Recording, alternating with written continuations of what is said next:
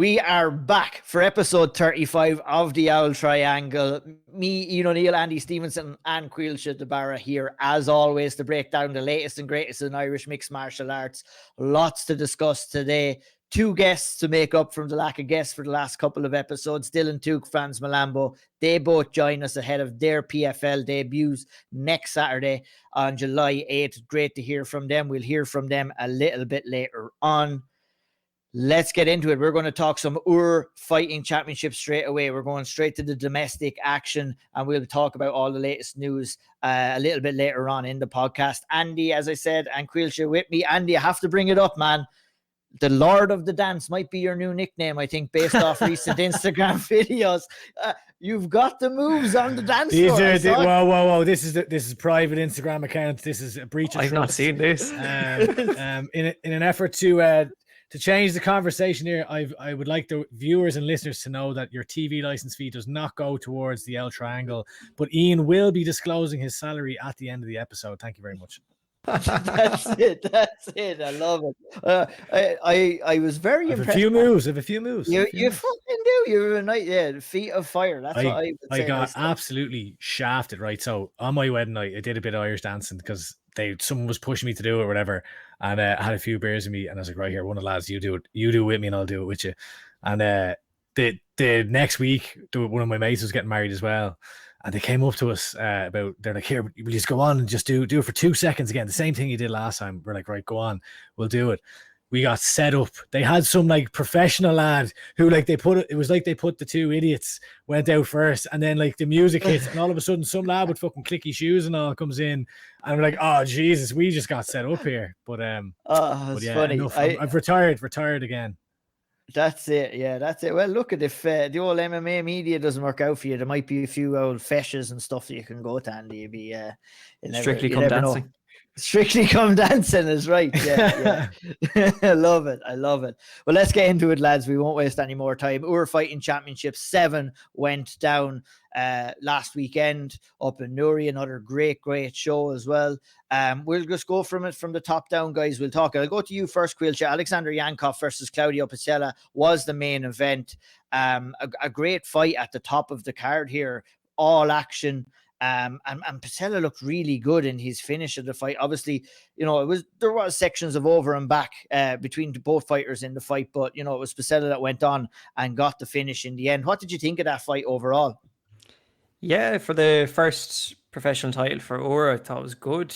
But yeah, like you could tell the weight difference there. I feel there was a big size difference between the two of them. It's worth noting, like Yankov went up to lightweight for this after fighting a featherweight throughout, but went up to get the fight, and I thought Picella was a fairly convincing win for him. To be honest, he was relentless. Some of the hooks were, you could feel them from watching it. Like the hooks to the body were massive in the lead up to the finish. He had some big knees as well. I thought the stoppage was really very well done. To be honest, there's no need for any more damage. Thought the job was done at that point, and a good win for him. Yeah, it's the first time I've ever watched him, and he looks a decent little prospect now. Interesting to see where he goes, especially if he's fighting on the regional scene. Yeah, absolutely. I was impressed with Claudio as well, Andy, and I'm sure you are as well with that performance. Never looked out of control. Obviously had to, Yankov came at him strong and at stages in the fight. There was lots of good scrambles and everything like that, but he was strong in the clinch. He was landing with good impact on his feet as well in that fight. I'm sure you were as impressed as both me and Caoilte in his performance.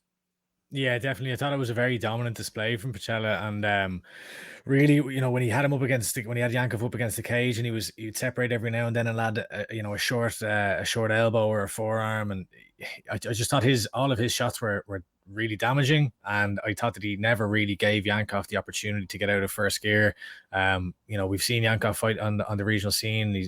I know he puts in a lot of work with Dublin Combat Academy, but Picella, I don't know if it's Picella or Picella, but he just closed the distance and really imposed his will throughout, and just didn't let Yankov get going at all. So a smart, dominant performance, and very interested to see what's next for him. And for Yankov, I suppose it's back to the drawing board, which is a bit unfortunate because he's kind of someone who's been pushing to make that next leap up to the likes of a Cage Wars or something. So hopefully maybe there's an opportunity back down at featherweight for him moving forward too.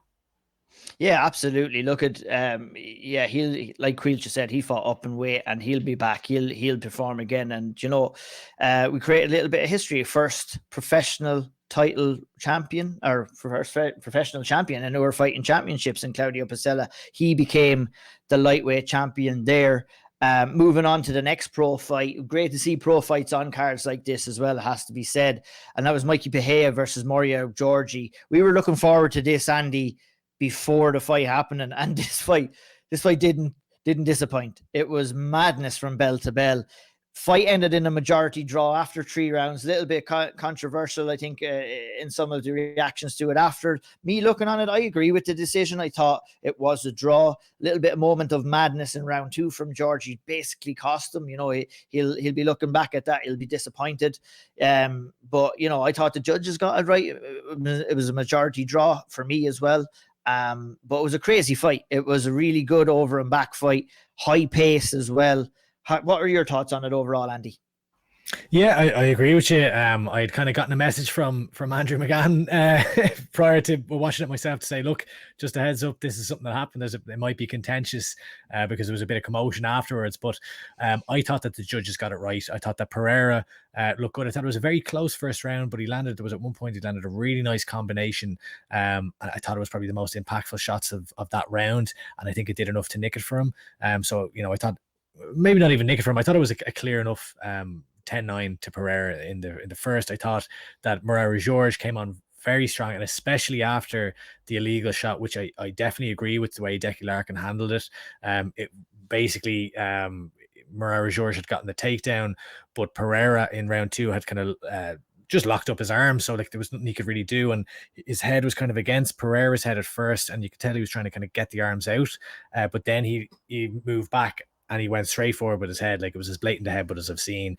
Deck Larkin took the point, and I thought it was absolutely fair. So, but from there, it really spurred Mario George on, who looked very impressive for the rest of the second round and the third.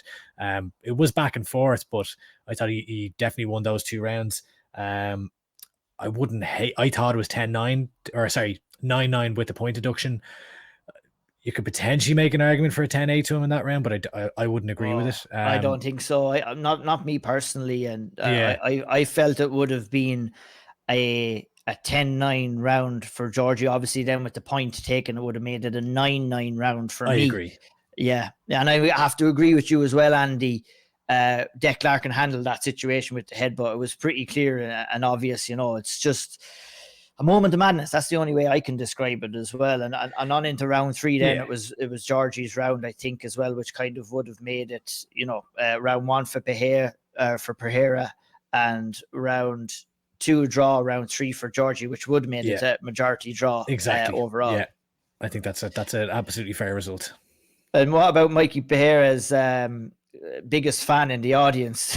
There was a woman in the audience that was screaming her lungs down. Reminded me of Eddie Alvarez, his wife, whenever he's fighting, there's just a roar, "Come on, Mikey!" It was brilliant. Everyone there is like, kick him in the head, Mickey. Yeah, Mickey, kick him in the head. Come on, Mickey. It was hilarious. But Caoilte, look, you were excited for this one before it, and like I said, it didn't disappoint. It was a great contest here. Obviously, a draw leaves us with, maybe an opportunity to make this fight again. Do you think that's the move to go with, or do you think they'll be maybe looking to go fight elsewhere and run it back a little bit further down their careers? I'd have no problem with them trying to run that one back, especially because there was a bit of a back and forth afterwards. I guess the Phantom team weren't exactly too happy with how that decision went, and they probably thought Marawi won, but yeah, look, I feel like it's be justified running that one back. They both fighters probably learned a hell of a lot from that experience and that entire fight. So yeah, definitely it was chaos. The first round was so much chaos. I loved it. And then obviously for the final 2 rounds, Marawi just came on really strong. I think it'd be a great one to run back.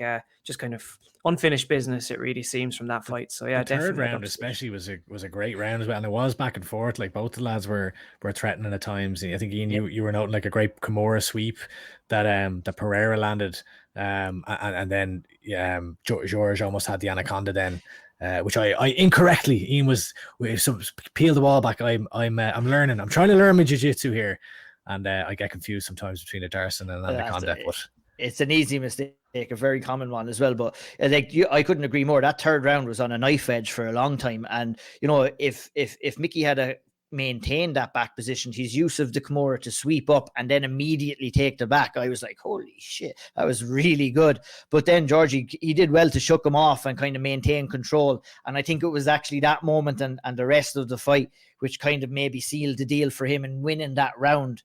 That's what I would have thought personally. But tremendous fight, tremendous performance from both lads. And I'd be here to see that fight again anytime. It was fought at tremendous pace. Slowed down obviously in the round 3, but they were still maintaining a fairly high level as well. But great fight. Fair play to the both lads, and it'll be interesting to see if Decky wants to run that back. Caoilte, I'll head over to you for Tiernan Loughran versus Kevin Keogh. That was for the vacant featherweight championship, and Tiernan Loughran took it by unanimous decision, and no real arguments here. He won the fight fair and square, in my opinion. It was a very good performance, obviously coming off of the back of that Max Lally performance and defeat there. Tiernan's a very good prospect, obviously been on with us here before with Caoilte and his brother on the Auld Triangle before, and he'll be delighted to get another title into the Loughran household. A second title into the Loughran household now, but it's good to see him active as well. Like he moved back over to Ireland, and now he's getting these fights consistently. And I think that's 3 for this year alone, and we could see him fight so much more. But for the fight itself, I really enjoyed it. I thought Kevin Keogh thought he was good. That first round, his stand-up looked sharp. The leg kicks were working so well for him. That long stance at Loughran kind of allowed Keogh to kind of chop down those legs a bit and slow him down, inhibit the movement. But I thought Tiernan was really good. He has that tool of that high kick that he lands. I think he times it so well, and I feel like he could finish someone with that someday. The way he throws it, it's very good. Second round, we saw Tiernan kind of implement the grappling game a bit more and kind of wear on Kevin Keogh a little bit, and I feel like he nicked that round. Then we saw a bit of a mix, but in the third round. But overall, Tiernan I thought he was very good. It's that lovely. It's like it's a step in left hook that he lands or something. It's beautiful the way he lands it, and there's a lot of power behind the shots as well. So very excited to see him back in there, and great fight overall. Really enjoyed it. I thought both put on they made a great account for themselves in that fight. Yeah, great account of themselves and for the gyms as well. Obviously, Kevin Keogh representing Team Rhino Waterford, and Tiernan Loughran, Andy, who has recently moved to FAI. And, I've been speaking to him, and he's been fairly outspoken as well online in how positive of an effect that move has been for him. Obviously, moving over from Team Kibon, where his brother Caoilte is, to a little bit closer to home at FAI. But, you've seen the jumps in these games since they're a very good team there, and no better men than Pat and Liam to kind of develop Tiernan into the fighter he can be, really, isn't it? It's been a good positive move for him so far. Absolutely. Like he looks happy, which is it's something that's very important for a fighter. You need to kind of be comfortable in the surroundings that you're in and feeling like, right, this is the best place for me to be, and clearly it's working. They've got themselves a title. It was great to see, and I think it was, when I was looking at this fight, it was kind of like that's a really good, like looking at it from Loughran's perspective, it's a solid 9 minutes where Keogh really came to fight. Like Keogh's a fighter who I'm kind of getting familiar with over the last little while, whereas I've seen a bit more of Loughran, and like Keogh really kind of gave him pause at times in the striking exchanges, but Loughran was able to fight very intelligently and time his takedowns and utilize his grappling to ultimately quell Keogh's attacks and get the fight to where he wanted, and then land his damage from there. And that was the story of kind of this second and third round for me. So some solid amateur experience that will stand to him and help him build over time to eventually, move into pro in the next couple of years, I would imagine. Yeah, no, we kind of talk about that a little bit with Dylan Tuke later on in the podcast, and he's saying that there's going out there as an amateur, you need to challenge yourself, and you can say that about Alex, and you can say it about Tiernan as well. Like they're getting in there and they're challenging themselves, and they're not afraid to do so either. And that's important. We've seen Tiernan in there last time at Max Lally, and obviously Alex has been in there with Armin Herzog and David Zamora, and obviously Tiernan Loughran. So they're getting in there. The wins and losses, not so much. a big thing in the amateur games. But it's great to see two amateurs going in there and testing themselves against the very best. And it'll be interesting to see what's next for both fighters as well. Moving on to the welterweight division, Paul Buckley versus Shea Leatham. I was really looking forward to this as well. Paul fighting out with MMA Cork and Shea representing Sando MMA, excuse me. And it was a kind of a stylistic clash with Buckley wanted to kind of initiate his grappling a little bit, Caoilte, in this fight, and Shea was kind of happy to kind of separate when he could and land his big shots. But in the end, it was Paul Buckley that got the job done. He took home the unanimous decision. What are your thoughts overall on the fight itself? A lot of it was one-way traffic from Paul Buckley. I really enjoyed watching his performance. I thought we got to see some improvements in his striking. I thought his striking looked good when he was on the feet.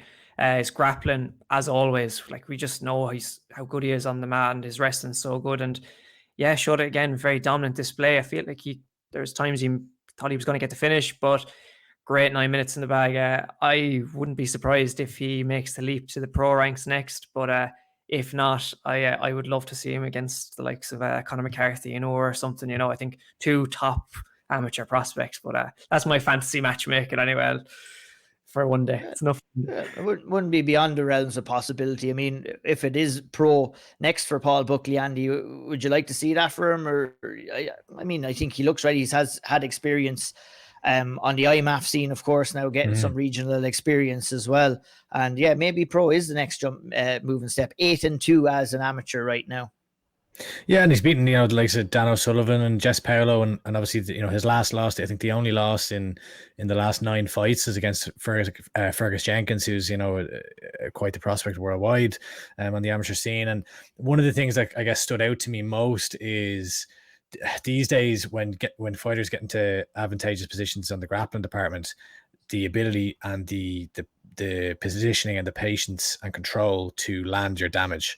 And that was something that stood out to me here from Paul Buckley. He was, anytime he got the fight to the ground, which was many times in the fight, he was getting inside control. He was in half guard, and all the time he was looking to score. He wasn't looking to score. He was looking to hurt his opponents, which is what you want to see, especially when you're moving over to the pro, because you can kind of, with the 3-minute rounds in amateur, you can use your grappling and your takedowns to ensure that most or large portions of the round are spent in an area where you might only have to land a couple of shots here and there and you can nick around, whereas over 5 minutes, when people can throw elbows, when there's more tools at your disposal, it's more difficult. So I thought he was getting to dominant positions, but then also hurting his opponent from there. So yeah, I'd have no problem seeing him. Now I thought Shea, he looked potent on the feet.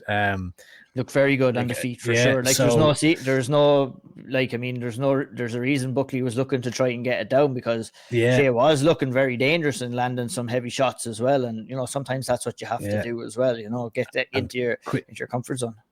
Caoilte talking about a fight against Conor McCarthy there. Like, we know Conor McCarthy's boxing. Like, I'd be interested just purely from the perspective of seeing, okay, let's see what that would bring out of Paul Buckley on the feet. Where is he at in that regard?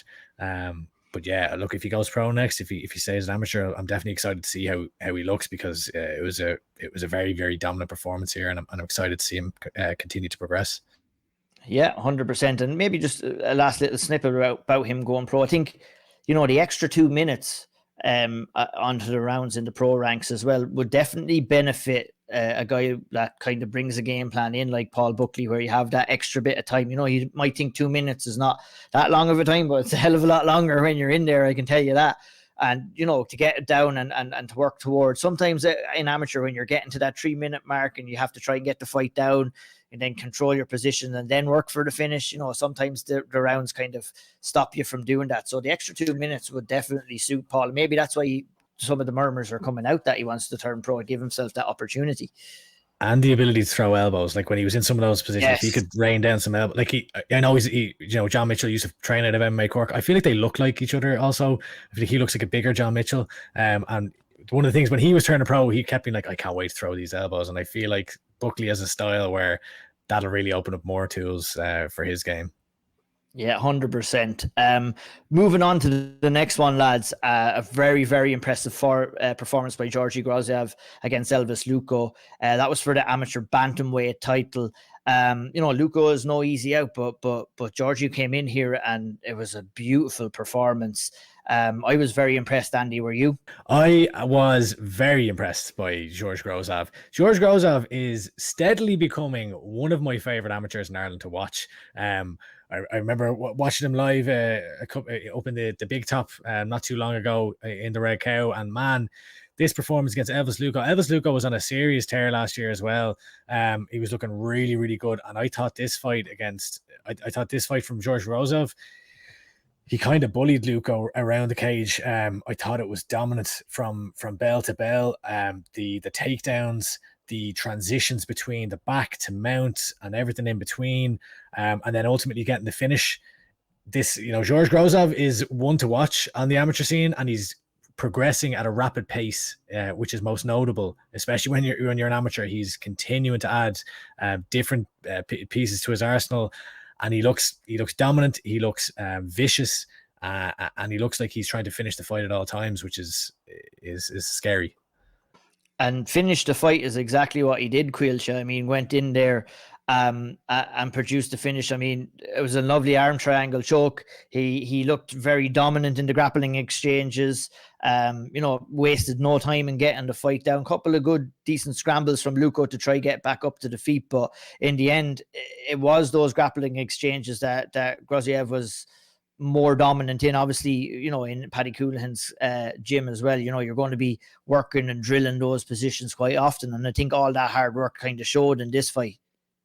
Yeah, and it wasn't always him trying to initiate the grappling exchanges as well. Like, he was reversing a lot of these positions with, be it a throw or a trip, and I thought those stood out in particular. The throws and the trips, I thought they were fantastic. The way he got them down to the ground and progressed and transition from those positions was just incredible. And the speed of transition, I feel like the fight IQ showed really highly there. And yeah, incredible. The finish then, to set up the finish was just brilliant. Stepping into side control with that arm triangle locked in. Game over. There was no getting out of that. Looked as tight as it gets. And as Andy said, one of the most exciting ones to be watching at the moment. He's great. Yeah, I'm really excited to see what happens in this year. Just before we move on from that, one of the things that I was kind of like taken aback by almost was he was keeping Luco guessing at all times, where like there was times where he was in, like, he was landing shots from like kind of the stack guard or whatever, and then he would just step back and step off. And like typically when I see someone stepping back a bit, right, up you get, I'm expecting them to want to strike. It's because they don't want to, they're like, no, I don't want to go on the ground. Let's just get back up and I'm going to continue beating on the feet. But he'd let him up and then he'd just go immediately back to going for it. Like you just take him down again, which is like, I'd say when you're getting up, you're like, okay, this guy wants to fight, like stand and trade with me. And now he's going, like, what is going on here? So like, you're kind of, that's taking the fight to an all new level where you're kind of winning that mental battle as well, because it can be quite disheartening when, you do get taken down, you're back up, you get taken down again. So, I mean, that shows the level of confidence I think that Georgie has in his game as well, which is great to see. The comfort level that he had in there on that night. Yeah, because I think you're going in there and you're getting a finish against a guy like Elvis Luco, like you said, Andy, as well. That means you have to start taking notice, and definitely that's what, not saying that I haven't. Obviously Georgie is 7-2, but he's really, really building into his amateur career now, and it's going to be very interesting. Will he take another couple of championship fights with Iúr? I'm wondering what the future will hold for someone like him. It's a very, very exciting prospect coming out of Team Houlihan Martial Arts right now. And speaking of excitement, if we are to move on, I mean, 17-second knockout from Jake Gilpin over Aaron Boyle. My goodness gracious, this was an unbelievable finish, wasn't it, Caoilte? Absolutely savage. 17 seconds, not even much to say about it. It was crazy. He comes out and he throws a few strikes, backs up against the cage a little bit, uppercut, left hook, absolute peach. They were beautiful. And then he kind of rolls under as well and goes off to the left and then follows it up with some ground and pound. It was so clean. I loved it. Great finish. And great way to win a title, Yeah, like we just said, Andy, not too much to break down here, but yeah, it was a fair stoppage. We can't criticize that at all in the slightest. Boyle looked a little bit out on his feet when he was getting back up, but it was just a beautiful uppercut followed by the left hook and ground and pound. Unbelievable stuff from Gilpin here. Yeah, I've nothing more to add, to be honest. It was just a peach, a beautiful combination and a brilliant performance. And then it was like sticking with you, Andy. Like Darragh Ward picked up an 8-second knockout as well. I mean, not getting paid by the hour against Dino Driscoll to move 4-1 in his amateur career as well. Like, I don't know, there's something special about early knockouts, isn't there? Like when it's just the fight is just getting going. It must be a tremendous feeling. Yeah, and like, you know, we're talking about the previous fight being 17 seconds, not much to talk about. There's less here. You know, Dino Driscoll, watched him. First took notice of him because the massive crowd that he brings, but then he had a fight earlier on this year, and like he looked really good in the feed. And to go out here, you know, he kind of took center cage, kind of backed Ward up against the cage, and then literally Ward kind of like pawed out a jab, just a little distance gauger, and then 1-2. I don't even know if because the camera angle, if the jab landed it, or if this was literally the first punch landed in the entire fight, but it was as clean as a right cross as you'll see. Put Dino Driscoll down. Driscoll did a good job, to be fair, of kind of he dropped, but he was kind of putting his hand back to try and regain himself and get back up. But as soon as he was back up, Ward pounced immediately, serious killer instinct, and caught him with a left. And that was all she wrote. Good stoppage. And yeah, very impressive. And two very quick finishes for Honey Badger MMA. So shout out to Philip Mulpeter and the work that he's doing with the gym there. I thought a tremendous show of respect after that finish too, I think, from Darragh Ward as well. You know, just very respectful towards the corner and his opponent. You know, very easy. I mean, if I knock somebody out in 8 seconds, I'd probably up on top of the cage. So it just shows the level of mentality that Darragh Ward has. A fantastic performance. Let's maybe just breeze through the final. A couple of other good performances on the rest of the card. Caoilte, is anybody that you'd like to kind of highlight, or any other performances that you'd like to highlight on the card itself? Another tremendous card, that has to be said, from Decky. Always puts together a solid card. A little bit unfortunate, I guess. We should have mentioned that we didn't get to hear the smooth, subtle tones of Andrew McGahan and Paul Brown, unfortunately, on the stream. There's a bit of technical difficulties there, so that was the only unfortunate thing about the card. But no, we can't disparage any of the action in the cage throughout the night. Just before Caoilte answers that, why we're praising them, massive thanks as well. Decky McAlean is just he's such a pleasure to deal with when trying to like get information and get streams or whatever it is. They do a brilliant job, and the fight's being up on YouTube. I know Andrew McGahan working on that right away, or you know, I know they're not all up there, but they're getting a lot of the fights up pretty quickly. So it's yeah, fair play to them. 100%. Caoilte, a few highlights from the rest of the card. Any standout performances for you? Quite a few, yeah. There's some good performances all around. I thought Sarah Elliott Sheridan was very good. That's some activity from her. That's what, 2 fights, two wins in 2 weeks. Yeah, great Can't stuff. ask for anything better. Showing some good improvements as well. Yeah, grappling was fantastic there. So that was one that stood out. We had an Auld Triangle choke as well from Damien McGuigan. Wow, what a prospect, lads. He's impressing me fight by fight. He's only like 18 or something as well. It's crazy. Striking is just so crisp, so good to watch. Really exciting. Threw a mad spinning kick at one point as well. We all know how good Keane McCartan is in the ground. Like it was, I think it was Keane he was going for an armbar, and then Damien rolled through and managed to get into a triangle, and he just finished from there. Really impressive. He's not just a striker, as Damien. It was a great performance. I'm really excited to see how he progresses. The flyweights are flyweight division's mad in Ireland. I love it at the moment. It absolutely is. Andy, any highlights from the rest of the card from yourself before we pack it on and we move on to the interview? Yeah, there was a couple more finishes. So as I mentioned, the Honey Badger MMA getting 2. So Dale Sheridan got a 14-second KO over Lawrence Moore, and kind of I suppose the interesting thing about this one is they fought twice now. So he subbed Moore in inside round, and now he's KO'd him in inside 14 seconds. But yeah, it was a vicious finish.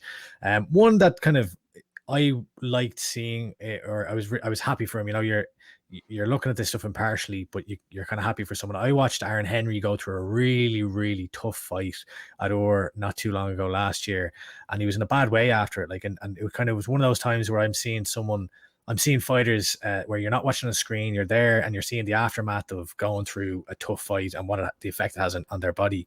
And so to see him go out there, you know, breaking a 4-fight losing skid, finally getting kind of the win that has kind of eluded him the last little while. And I thought he put on a really solid performance. So shout out to him. And then additionally, I thought that Emer Darcy put on a really good performance as well against Fia Maguire. I know Fia hasn't been maybe as active over the last number of years, But I thought that Emer did a really good job there. I was impressed by her also when she fought Kerry-Ann Vernon at the Nationals when we were there. And then the other thing, anytime the Stanka brothers are fighting, sign me up. Sign me up. I was going to mention. I was hoping that you. Yeah. Yeah, you go. Take it away. Take it away. I was hoping that you were going to mention Vladimir Stanka, because these two guys are just pure raw entertainment anytime. And like, Stanka came in here, great rear naked choke finish in round 1 over Jack Thorne. He's on a 4-fight win streak now, and he's set to fight Tiernan Loughren at Cage Conflict 10 in the Contender Series there. And that is going to be a fantastic fight as well. But I'm glad that you brought it up. I was going to say Stanka was a standout for me as well, but a standout amongst many standouts on the card now as well. A tremendous show of talent on our fighting championships, and great to be able to cover it. And like we said, fair play to Decky and Andrew and everybody for getting us the fights, uploading them for everyone to see. That's important for us, when we want to break them down and look at it. And fair play to everyone involved there. Another fantastic show at Iúr Fighting Championships. And that'll bring us up to our first interview. Obviously, another big card coming up this weekend. The PFL European Series returns for the second show in Europe this year. Obviously, the first being in the UK and Newcastle. We're in Berlin, Germany this Saturday, July 8th. We're going to speak to 2 of the 3 fighters who will be fighting on that card today. That's Tuke Frans Mlambo a little bit later on. Obviously, John Mitchell on the card as well. Very, very exciting times. Great to see some Irish talent at the PFL and getting the chance to fight in the tournament for 100,000. Let's send it over to Mr. Andy Stevenson, who's going to kick off that interview with Dylan Tuke. All right, we are joined by the nuke, Dylan Tuke, who returns to action this Saturday against Conor Hughes at PFL Europe 2, their 2023 regular season for the European Series, heading over to Berlin in Germany. But you're talking about getting a haircut there. First of all, what's the crack with the hair? I don't know. I was going to get braids, and then do you see that? Any of you watched Bellator the other week? Yeah. That little funky Care Bear little fucker, whatever his name was, and he had the braids on his hair. No, he was. That's what you're going for, is it? No. The minute we seen him, I was like, I'm not getting that. Fuck that. I was like an absolute donkey. I was like, no. So I'm just gonna get it trimmed a little bit. I don't know. This is the longest I've had my hair in ages. Fuck. Yeah, is that a big thing for you before the fights, making sure the hair looks nice? Nah, I don't give a fuck. I couldn't care. You probably have to get a few. You'd have to get a few extensions, I'd say, to get the braids in that. Would you? It's not probably long enough yet, is it? What do you reckon? I'm like an inch off, I think so. Not too bad. Not so bad. Yeah. I'm not getting them though. Your man looked ridiculous. I'm not getting them. I bottled it completely. I was like, I'm just there's a Welsh boy. I think he lives in Glasgow. Ren makes music. His hair looks kind of cool, so I'm just gonna copy that a little bit. But you were saying you've a live-in barber though and everything. You're in the big leagues now. My missus is a barber, but I have a hard time booking in more than anything, so I may as well go and pay a tour up the road to come here. Fair enough. How are you anyway? Any crack with you? We haven't spoken to you in a little bit, and obviously, lucky us. The last time we spoke to you, I think, was we were heading into your last fight, and obviously that was a bit of a mad one. Crazy kind of scenes. You took a serious shot that was a illegal one, and it was a bit chaotic. Do you want to fill us in on what the hell happened there? I shouldn't be fighting on showy showers. I got kicked in the dick, and then I got soccer kicked beyond out of disbelief. Got knocked out basically. The referee allowed it to carry on.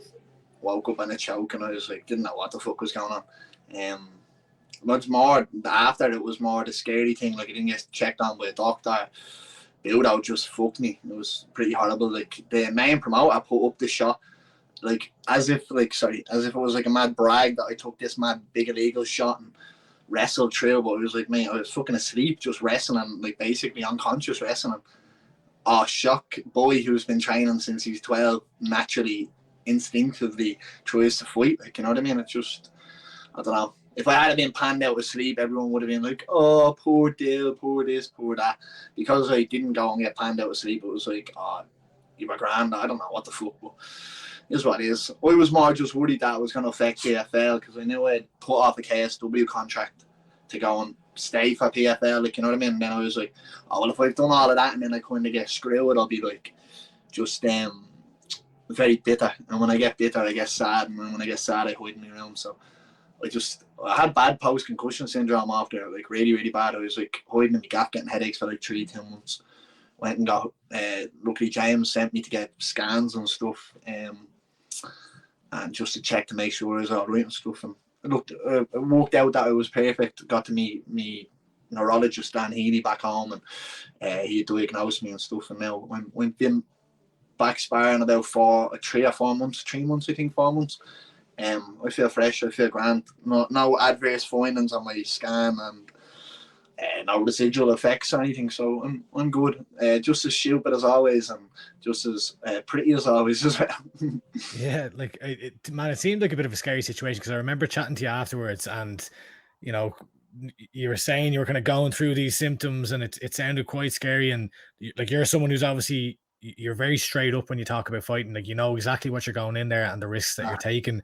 But like, to be in a situation where you've actually, you know, suffered a serious kind of knock in a fight where you kind of have to fight on, because you probably don't really know what's going on at the time. You don't, like, I don't know if you knew, even did you know at the time whether it was an illegal shot or a legal one? Or I thought it was legal. That's why I made such a big hoo-ha. Like, I was like, you never mentioned that it was illegal. You just mentioned that I got caught with a kick. So all I had kind of gone through my head, what I remember is just the Sadiq thing. Like, you know what I mean? I was like, I'm in here.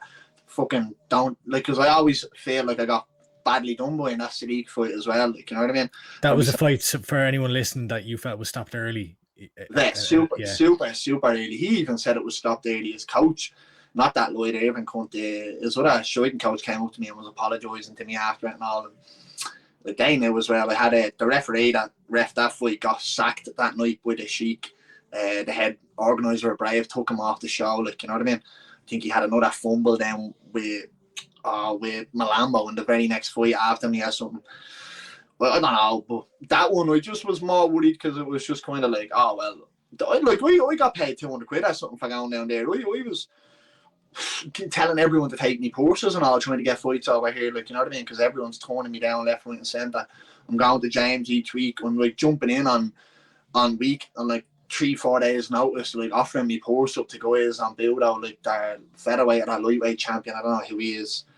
I offered me course up, gave it to him, then he comes back with like, oh, I don't want to fight Dylan. I've been preparing for a wrestler for 3 months. I then tell James to tell him that I'm planning on wrestling him, so all is good and well in the world. His plans will be ready to be fulfilled, or whatever the hell, like, you know what I mean? And then like I eventually get this fight with this young fella that I was gonna go out there and smoke, and then I just feel like I got absolutely hard done by. The worst shots I've ever taken in my life, and then I was just spent to sit there, and I felt hard done by. Obviously tried to get it appealed and stuff. All the referees agreed that they would have handled it differently, but then we're like, oh well, we're not going to hold our hands up and take a credibility because we don't have to, like, you know what I mean? So yeah, I mean, it was a mad scene. And look, I'm really glad to hear that James Doolan kind of, you know, made sure that you got looked after and seen to. I'd say, like, you know, when you're going through those symptoms and having the headaches and stuff, it's probably, you know, a bit of a mindfuck and a bit of a panicky situation, not knowing really what's going on. Like, what was going through your mind at that point? I was just like, obviously I was bouncing through, being like, I thought I had a scar or something on my brain, because obviously, like, people go on about this, but like, my best friend Ash had a brain hemorrhage, you know what I mean, which led her out of sport. Someone wanted me. My best friend, obviously, Ash and Lally, had a brain hemorrhage that took her out of sport. My other best friend and close training partner, Luki Elchich, had a brain hemorrhage that eventually took him out of sport. I don't think either of them would mind me saying that or speaking like that. So for me, it's not like it's all, oh, it might happen. It might not. It happens, like, you know what I mean? And it's kind of like, they're two people who got to high levels and don't have good careers, but didn't make mad money out of it, and then had to stop when they were just on the cusp of making money because their brain was fucked, like, you know what I mean? So I was just more sitting there kind of worried and terrified that it was going to be me, like, and then I was like, oh, I've done nothing, you know what I mean? I've done nothing. Like, I know, like, people can say I'm this and that, but I've done fuck all, like, you know what I mean? I've no world title to my name. I've a couple of names on my record, not all that I've won that are the biggest names, you know what I mean? So for me, like, I've still got an awful lot to prove, so it was just kind of like, oh, all right, I'm done, like, you know what I mean? Everything I've given myself to for 15 years could be done over something illegal, so I wouldn't have minded if I had it been like, oh, I got caught with a high kick or something, and then it's kind of like, oh, they can't bitch him out of that, but it was just so blatant that he meant it as well. You know what I mean? He was just a little rat. Yeah, and like looking ahead now, you do have an opportunity in front of you here going into the 155 division. Obviously, you've competed at featherweight the last little while, back in lightweight. Is this the opportunity that you've kind of been hoping for a while? Because I know you had KSW that were in talks, and you were quite patient, I think, in what you wanted to do. You wanted to make sure that you were kind of being looked after, and it was a right decision to make. Are you happy that you've made the decision to sign with PFL? Is this the one? 9 fights and I could have everything I always said I was going to have. You know what I mean? It's no secret to, like, I know there's rumours about how good I am and how good Dylan Tuke is. The nuke is this, that, and for fucking years and years and years. It's more annoying people coming up and saying to me about it, and I'm like, oh obviously I know, like, you know what I mean? But in 9 fights I can be set for life money-wise and have 2 world titles. All I ever wanted. 9 fights and I'm out. 9 fights and I'm done. I go win this European thing and with 3 fights. I make out first world title, whatever the fuck. And then I go over to the States. I go down to featherweight and I try and take the featherweight title. You know what I mean? I go and take that featherweight title.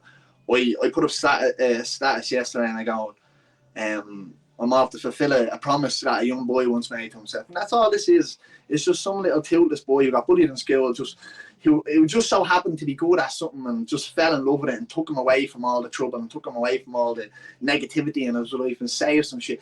This is just for me and Nuke, Dylan Nuke, just for everything that we've ever went through and just for us to finally sit there and go, yeah, it was worth everything. And as well as that, to hand the world title to James Dillon, for everything that he's done to me, it would almost feel unjust to not give him something like that, because I know he doesn't care about money. So a European belt, and then obviously that's not a world title, then go over and take the proper world title and then sail off into the sunset, like, you know what I mean? Or if it's me, sail off into the snow somewhere because I'm too pale to go near any sun, but off to the snow, into the Antarctic to hide off.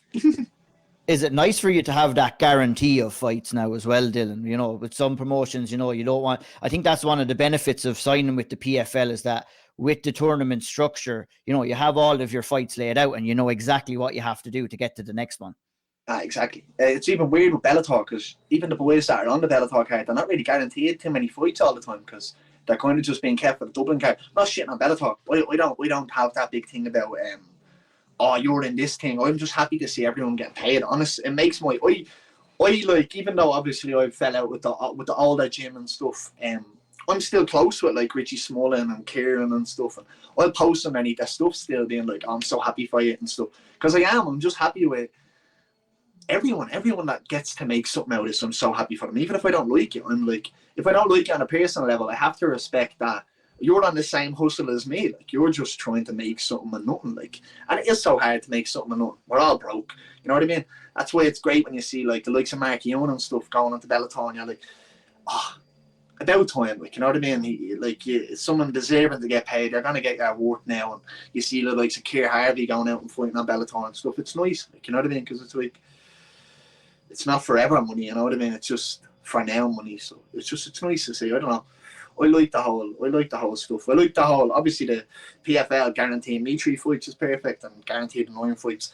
I think it's more good that it's like you can kind of you can plan out your camps perfectly. You know what I mean? I'll go from this camp into another camp and then into another camp, and then I'll kind of spend the first half of next year kind of in no camp, if that makes sense. Kind of just lifting weights and kind of, I don't know. It's always camp anyway, because like the off season, I suppose that's the, you know, the season approach the PFL are kind of pushing. James always going to say there is no off season. If you have an off season, you're a pussy, basically. Like, you know what I mean? He's like, you should be in the gym all the time anyway. Like, and it shouldn't be like it's like that old Connor phrase. So, like, you know what I mean? It's 24/7, 365. Like, if you're doing camps, you're behind yourself. You should just be constantly going and going. And obviously, James is around this spot, I think, like maybe 30 years. Like, so he's saying it since I was even born. So it's just, you know what I mean? When you hear that, you're kind of like, oh, what else would I be doing anyway? You know, if we're going to not be in the gym, I'm just going to be sitting downstairs playing COD with my dogs. Like, that's eventually gets boring. Like, you know, it's not like I'm the life of a party or anything, going out and being like, oh, me and all my mates. Like, you know what I mean? Me and my dogs. Conor Hughes is the first kind of test that you have next weekend, obviously. What do you think of him as an opponent? He's a good finisher. He's picked up a couple of good wins. How do you see him as a test? Against who? Against who? Against who? What is he doing on this? Against who? Look, he's picked up a good wins. He's finished. Who? Who is he for? A lot of the Brazilians coming off a loss is coming out to a little local show. He's fought fuck all. He's fought nobody. Let's not get it twisted. All right, that's a fact. He's fought nobody, and now he's coming up here and he's on a big stage and he's fighting on a big stage. He's been in a little small background show. There's no point in twisting it going, oh, he's been doing well here. He's fought fuck all. He's fought nobody. So now we can fight somebody, and then we'll see what's up. Like, you know what I mean? Cool. Let's see how good you are. Come get some. I'm here. I've always been here. You know what I mean? I know we turned down my teammate Mark Young twice, 3 times. I know I was turned down left, right, and centre on all them local shows. Let's go. You know what I mean? Let's go. Fuck it. What are we talking about? Let's just go. You know what I mean? All this back and forth. Let's go do an interview. Let's go talk about how great I am. Let's just have a scrap. Fuck it. Like, you know what I mean? Do I do it? That's it. You get the chance to go in. Go ahead, Caoilte. Well, you mentioned you only fought on local shows, and obviously you've competed at the likes We've of Bellator. done all this. We've done all this. We've done it all twice times over, 3 times over. Cornered in the UFC, went and fought on Bellator, fought on this, fought and took me first home loss in front of 13,000 in my home Irish crowd. Do you know how shit that felt to wake up and be like, oh fuck, I fumbled the bag. You know what I mean? Well, now you know how it's going to be to fumble a bag. Like, you know what I mean? We've done all this. We've felt all this. Going here to this big show, fuck all means nothing to me. You know what I mean? The only thing it means to me is I have to fill out more safe MMA shows, which is an effort. You know, but like, nothing. I've done all of it. Now it's like second time around, but I don't want any of the bullshit I wanted at the beginning. I don't want this fame. I don't want this people coming up to me and stop me. I don't barely want to do interviews or anyone. I don't want any of that. I just want to do what I love and do what I say I am and prove to me I'm as good as I say I am, because I talk a lot of shit and I have a lot of things to back up and prove to myself. And this is what this is all about. Conor Hughes, I don't even know half of it. Conor Hughes, John Mitchell, whoever it was going to be, it was just going to be the same shit. You know what I mean? Whatever. And it's smart now. I'm separated from the back of the other Irishman. So hopefully we get 2 Irishmen in the final and we'll see what's up. I wanted to ask you about that, Dylan. You're obviously in a bracket with another Irishman. Do you like that idea? I like the fact that I think PFL are dead way. They didn't throw it into a hat and pick it out accidentally. Like, they were like, oh, if we put the 2 Irish people here, they could magically, you know what I mean, Caroline and the Caoilte or whatever in the final. And it's like, I think it's smart. Like, you know what I mean? Have you ever trained with John or anything, or come across each other on the Irish scene? I remember, he came up to SBG. He sparred. I remember the one instance I had with John was he's a lovely boy. He is a lovely boy. And bear in mind, I battered his coach. So, you know, that'll be on his mind. Adam McGuire, his coach, and I made sure Adam McGuire didn't turn proud. You know what I mean? But I met him up having rounds with Ciaran Clarke. Ciaran Clarke smoked him in his rounds. Ciaran was my sparring partner. Ciaran will never ever say anything other than that I was one of the best guys he's trained with, blah blah blah. So he came up to me and he was like, oh, I'll get working with you rounds. And I just took that negatively and I was like, what? Mate, don't ask me that, like, you know what I mean? Because I didn't know him. It was kind of like, if I'm there and we're doing rounds, kill, but don't call me out for it. Like, don't walk by me and be like, oh, I'll catch you, like, my mates and stuff. It's like, I don't know you, like, you know what I mean? That was it. Other than that, I've nenever really had any interaction. He's a good boy. He's good friends with Craig, Caoilte and Callie. I've no animosity towards any of the young fellas, like, you know what I mean? Conor, any of them, like, I've no issue with any of them. They're all just young fellas like me, just wanting to better their lives. And, you know what I mean? I don't know. I'm just very old and mature now. It's all this hair. There's a sense of excitement in your voice, though. I can sense it, like you're really looking forward to it, and it's nice to have that path ahead of you. And of course, you mentioned the final could be over in Dublin as well, and you have a chance to fight there. You've talked about losing there before. You have a chance of fighting again on a Dublin card and righting that wrong.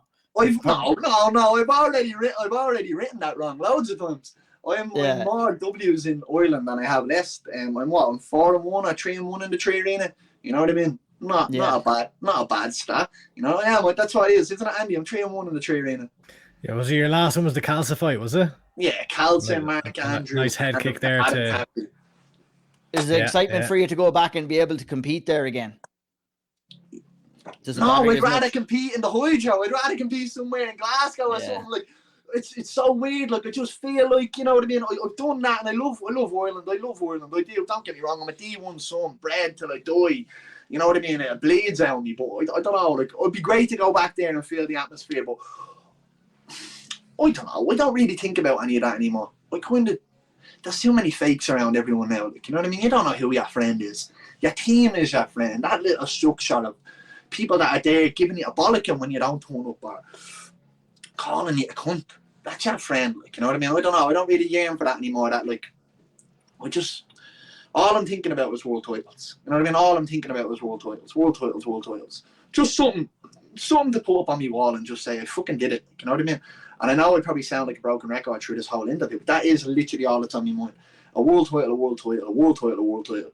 Because all I sat in bed thinking about when I was a kid is a world title. I never thought about all this bullshit. You know what I mean? Then I got lost in the whole Conor thing, and then I kind of feel like I found myself with James, because James just wasn't, you know what I mean? He doesn't care for pictures. He doesn't care for any of this. And it just kind of made me realise, all right, there's more to this than all the bullshit. You know what I mean? Now all I'm just thinking about is world titles. And it's either, like, I'm good enough to either do it. So if I beat Conor Hughes, I'm on that set. If I can't beat Conor Hughes, I don't deserve the fight. You know what I mean? If I can't go out there and beat Conor Hughes after all this years of training, the people I've trained with and all this, I don't deserve the fight. I may as well pack it in and fuck off. Like, you know what I mean? I'm up a weight class. It shouldn't matter. I'm big anyway. You know what I mean? I train with welterweights and lightweights all the time. Ask Stevie Ray and Mark Youngnall how strong I am. You know what I mean? I have to deal with them big fuckers the whole time. So, you know what I mean? They'll vouch for me. And Conley Lawal. Have you seen the training partners I have? Have you seen my mat? Absolute killers. All the boys, 82, 81 kilo monsters, ripped out of head every day of the week. This is who I have. You know what I mean? So I'm confident. I'm excited. I don't know. It feels like it's a long time coming. I feel like I don't know. I just feel like I've been around this sport so long. I should have retired now by now. I feel so old. I found my first grey hair yesterday as well. First grey hair. Full on, like silver, like something like our like Storm out with X-Men. My missus found it in my hair. And I was like, what does that mean? Like, you know what I mean? She's like, it means you getting old, son. Means you're growing up, Dylan. I'm getting old. You mentioned Stevie Ray there, Dylan. I was going to ask you about him. Obviously, he's announced his retirement recently as well. How much of an influence has he been on like your development as a fighter recently since you moved over to Scotland? Plus, he has the experience of competing in the PFL tournaments as well. Has he shared some of that experience with you too? Just every day is an experience with him. Like, I still get caught. Like, that twist and body lock modified, like, that is horrible. Catches us all in that. Like, he's just a great guy. He's so humble. You know what I mean? You wouldn't know who he was if you didn't know who he was, if that makes sense. He's just, and he's great to have around the gym. Like, you know what I mean? He's great because obviously he's such a high standard. Like, so he sets a marker. It's good to have that level around me. Like, you know what I mean? And then kind of, the format is a bit different for him in the States than it is for me. It's just basically like me having 3 scheduled fights. Like, but I'm sure he'll prepare me for that PFL States when we get there. But he's coming over to corner me as well. So he's flying over on Friday. So he'll be in me corner with me. So that'll be cool. Have the proper old school Dinky Ninja boys in me corner. How gangster is that? Class. You're also going to be fighting on the same.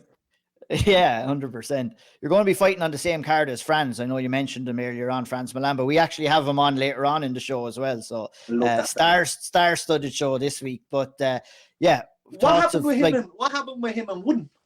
Wooding pulled out. He had a clash of heads, or he kind of broke his nose, and it kind of led to swelling around the eye. Video up, completely legitimate.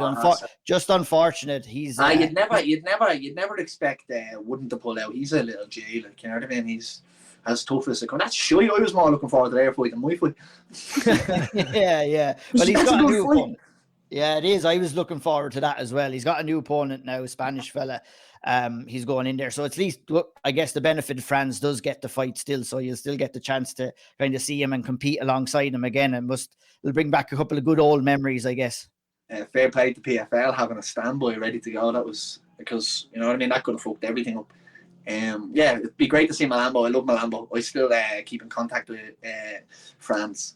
Ask him about the story about when he he was on the side of the mat, like, and he was like, "Oh, your teeth gonna grow back," like. And I'm looking at him and I'm like, "No, they're like that forever now." And he's like, "I'm gonna say a prayer for you for them to grow back."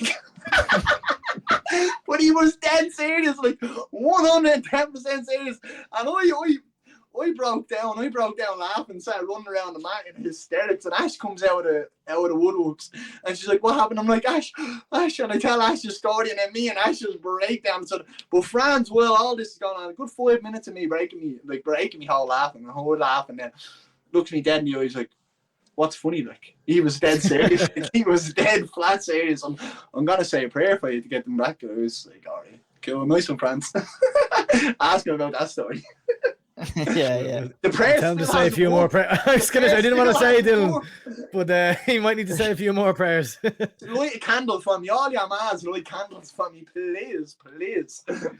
Dylan, it's great. It's always great to hear you kind of glowing about other fighters, and you've mentioned Ash a few times there. Obviously, trailblazer for women's Irish MMA. Oh, but and someone, Sean Bannon now. Wow, that's amazing, man. Yeah, oh. that's where I'm going, right? So if I ever chat to you, you tell it to me straight. You give me your very much unfiltered thoughts on what you think. And no, but Shauna Bannon is someone who, for years now, you've been really bigging up to me. And I know you have massive support for her. What do you make of her making her UFC debut in just a short few weeks? I think she's going to go out and boss it, and it's great because she doesn't have an easy fight. But the woman, she relishes in them hard spots, like, you know what I mean. She's a resilient person, and I love the whole Mama B thing and all, like, you know what I mean. Just her and that wee boy, like, you know what I mean. Just going to take over the world, and she works hard, and I love Paddy, you know what I mean. I love Paddy so much, and I'm just so happy for him that he gets the recognition that he deserves, because he was a great fighter. But he was always a great coach. He was always taking the fight team sessions and always helping out. And it's good to see him it's good to see him produce such a big star in such a short time, because I'm pretty sure he was SBG Talent, obviously now went into Houlihan martial arts. I think they're only Houlihan martial arts, maybe like 3 years. So in 3 years, he's produced UFC contender. Like, she's going to do great in that division. You know what I mean? And they're going to be able to market her great. Like, she's going to, like, it's not just like, because usually you can have someone that you can market, but they can't fight. But Shauna can fight. Like, you know, she's an absolute scrapper. Like, she always has been a scrapper. Most of them kickboxing tournaments, they're rough. Like, so you like the Shelly brothers and all. Like, you know what I mean? So I'm delighted. I just love seeing anyone Irish do well. Anyone, even if I don't like them, like I said. Like, you know what I mean? I'm just happy for Paddy, and then obviously Ashy. I always love Ash. You know what I mean? And Chris is like, I'm almost sure Chris is the best coach now in the country. Has the best team in the country. So I don't know. It's just good to see everyone do well. Like, and good to see everyone, because it didn't look like everyone was going to do that well 6 or 5 years ago. Like, you know what I mean? So everyone's kind of landed on their feet, but not just landed on their feet, landed on top of the mountain. Like, so I just like seeing all my brothers do well. You know what I mean? 100%. Like, Irish MMA is in a real good state right now as well, including yourself. It's great to see yourself and Franz and everybody fighting on multiple big shows in Bellator, UFC and everything. So I've heard of people calling it the second wave, the third wave. What would you label the current state of Irish mixed martial arts? Just a load of games turned to Connor, like, you know what I mean? Just a load of games and a load of wannabes. Don't get me started. A load of games and wannabes. A load of people padding red. Do you not even see the new thing now that amateurs pad fights? It's mad weird now. You have amateurs like dodging hard fights and going and picking off little easy things, and then I won't go pro yet. I'll just keep doing this and doing that, and then I'll go pro. Like it's almost like if you're a really good amateur, like a celebrity now or something. It's mad weird. I don't know. Just mad weirdos. I don't know. Weirdos. You said about, sorry Andy for once, you said about Conor that, you know, a lot of people would say that Conor would have influenced him in a positive way, but you said that maybe his uprise kind of influenced you in a negative way. How did that kind of No, I wouldn't say in that. I wouldn't say I got a great influence off Conor. Looking at Conor coming up during the day was very motivational, like, you know what I mean? Mm-hmm. Sparring Conor from such a young age, like 16, like I remember doing my first rounds with Conor, like, you know what I mean? Broke me nose and all, bastard, you know what I mean? But I always got such great. It was very motivational to have him around. He was always such a positive boy back in the day, like. But I just think it was like the likes on social media, and like it's like, oh, the more followers I have, that's how important it is. And that was what everyone got caught up in. I found myself getting caught up in that. It was like I'm more worried about getting someone to take a picture for a post rather than the actual just going and getting the work in. You know what I mean? So it was like, it was just, I don't know. I just found that it skewed a lot of things. You know, it was almost like, oh well, if I'm getting likes, I'm doing well. Like, or if I don't know, people are thinking that I'm this because I have, I don't know, like a care. Kind of like it's like a fantasy almost, like rather than real life. Exactly, because then you're still going home to your little 1-bedroom flat broke out of your mind. Like, but everyone's sitting there looking at you going, oh, you're this and you're that. And I'm like, I don't know, just looking back on it, I was such a foolish kid, but I was a kid, like, you know what I mean? I didn't know what I was doing. I was just seeing everything. I know he still wasn't as bad as everyone else going out and buying Louis Vuitton belts and Gucci belts and trying to look like him and all. I was just, you know what I mean, just caught up in that Instagram life. You know what I mean? You still see people caught up in it. I want to delete all my shit most of the time, like, and just because, I don't know, I just get bored of it, like, you know what I mean? I'm just like, oh, nobody cares anyway. More people are watching to judge it than they are to give you a pat on the back and say whatever. More people are looking there going, I want him to fail rather than I want him to succeed, and that's just how it is in life. And you know what I mean? And I kind of feel when you get into that way, post, and you're thinking too much about what people are thinking of you, and it shouldn't matter anyway. You know what I mean? Unless you say it to your face, it doesn't really matter. So I don't know. Maybe I'm wrong. Maybe I'm just being an old Mark. Dylan, I've one more question for you. It wasn't too long ago that we were sitting in KF doing an interview. Obviously, you were at a bit of a low point where you're coming back to fighting.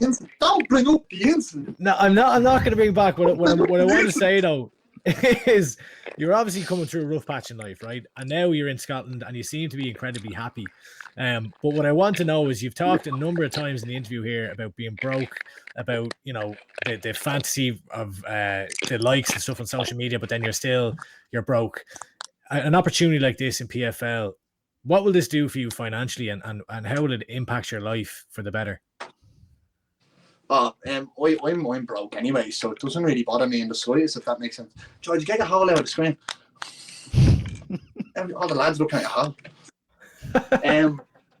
So I don't know, money to me is nothing, but it would be great for my sisters to leave them stuff.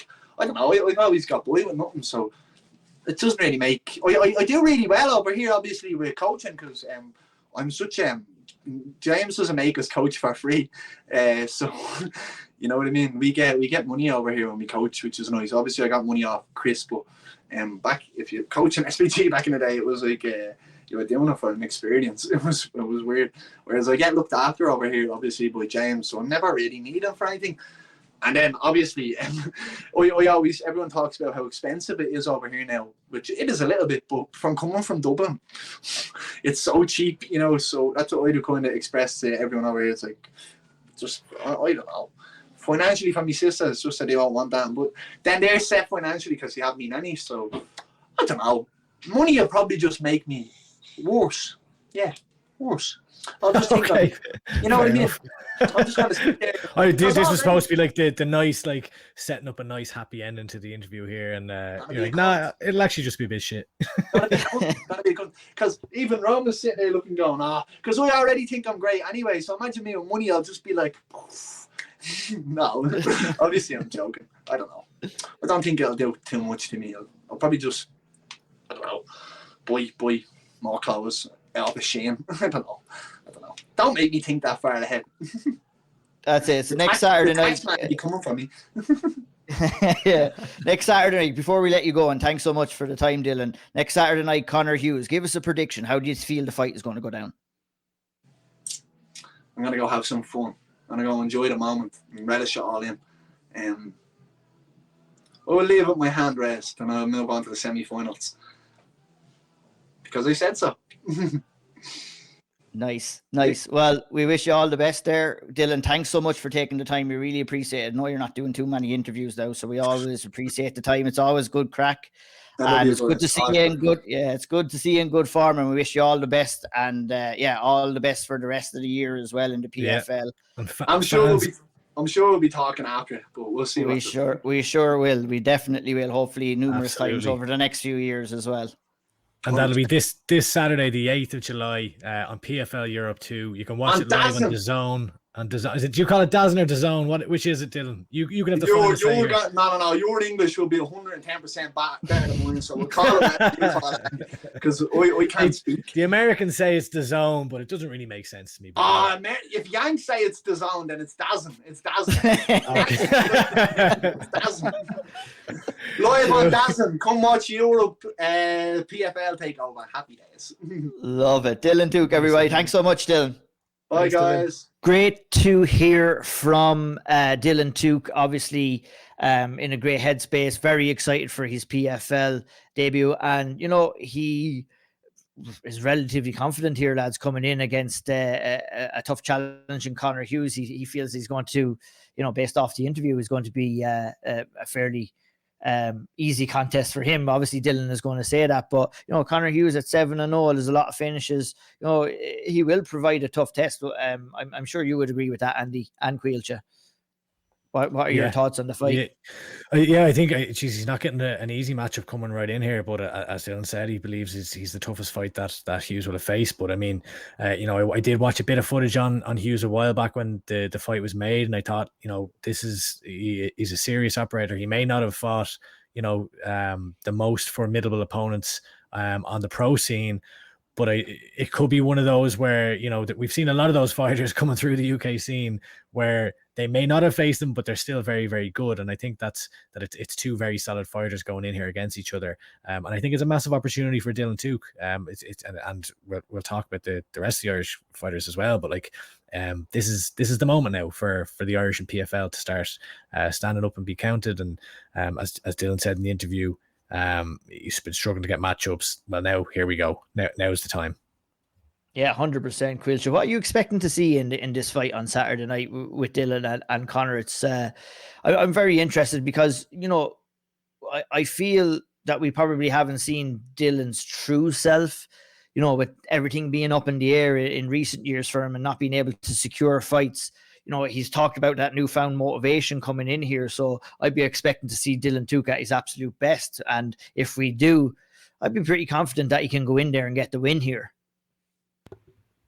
I completely agree. Yeah, he seems happy. He's been training away up there in Scotland, and it's a tough opponent, but he seems happy. He seems in a really good place, and makes it all the better. And he's got some great training partners around him that help him, that have been through this type of experience. You got like Stevie Ray, as you mentioned. So I feel like we'll see probably the best version of him that we've seen in a long time. So I'm really excited to see him. We all know how good his striking is.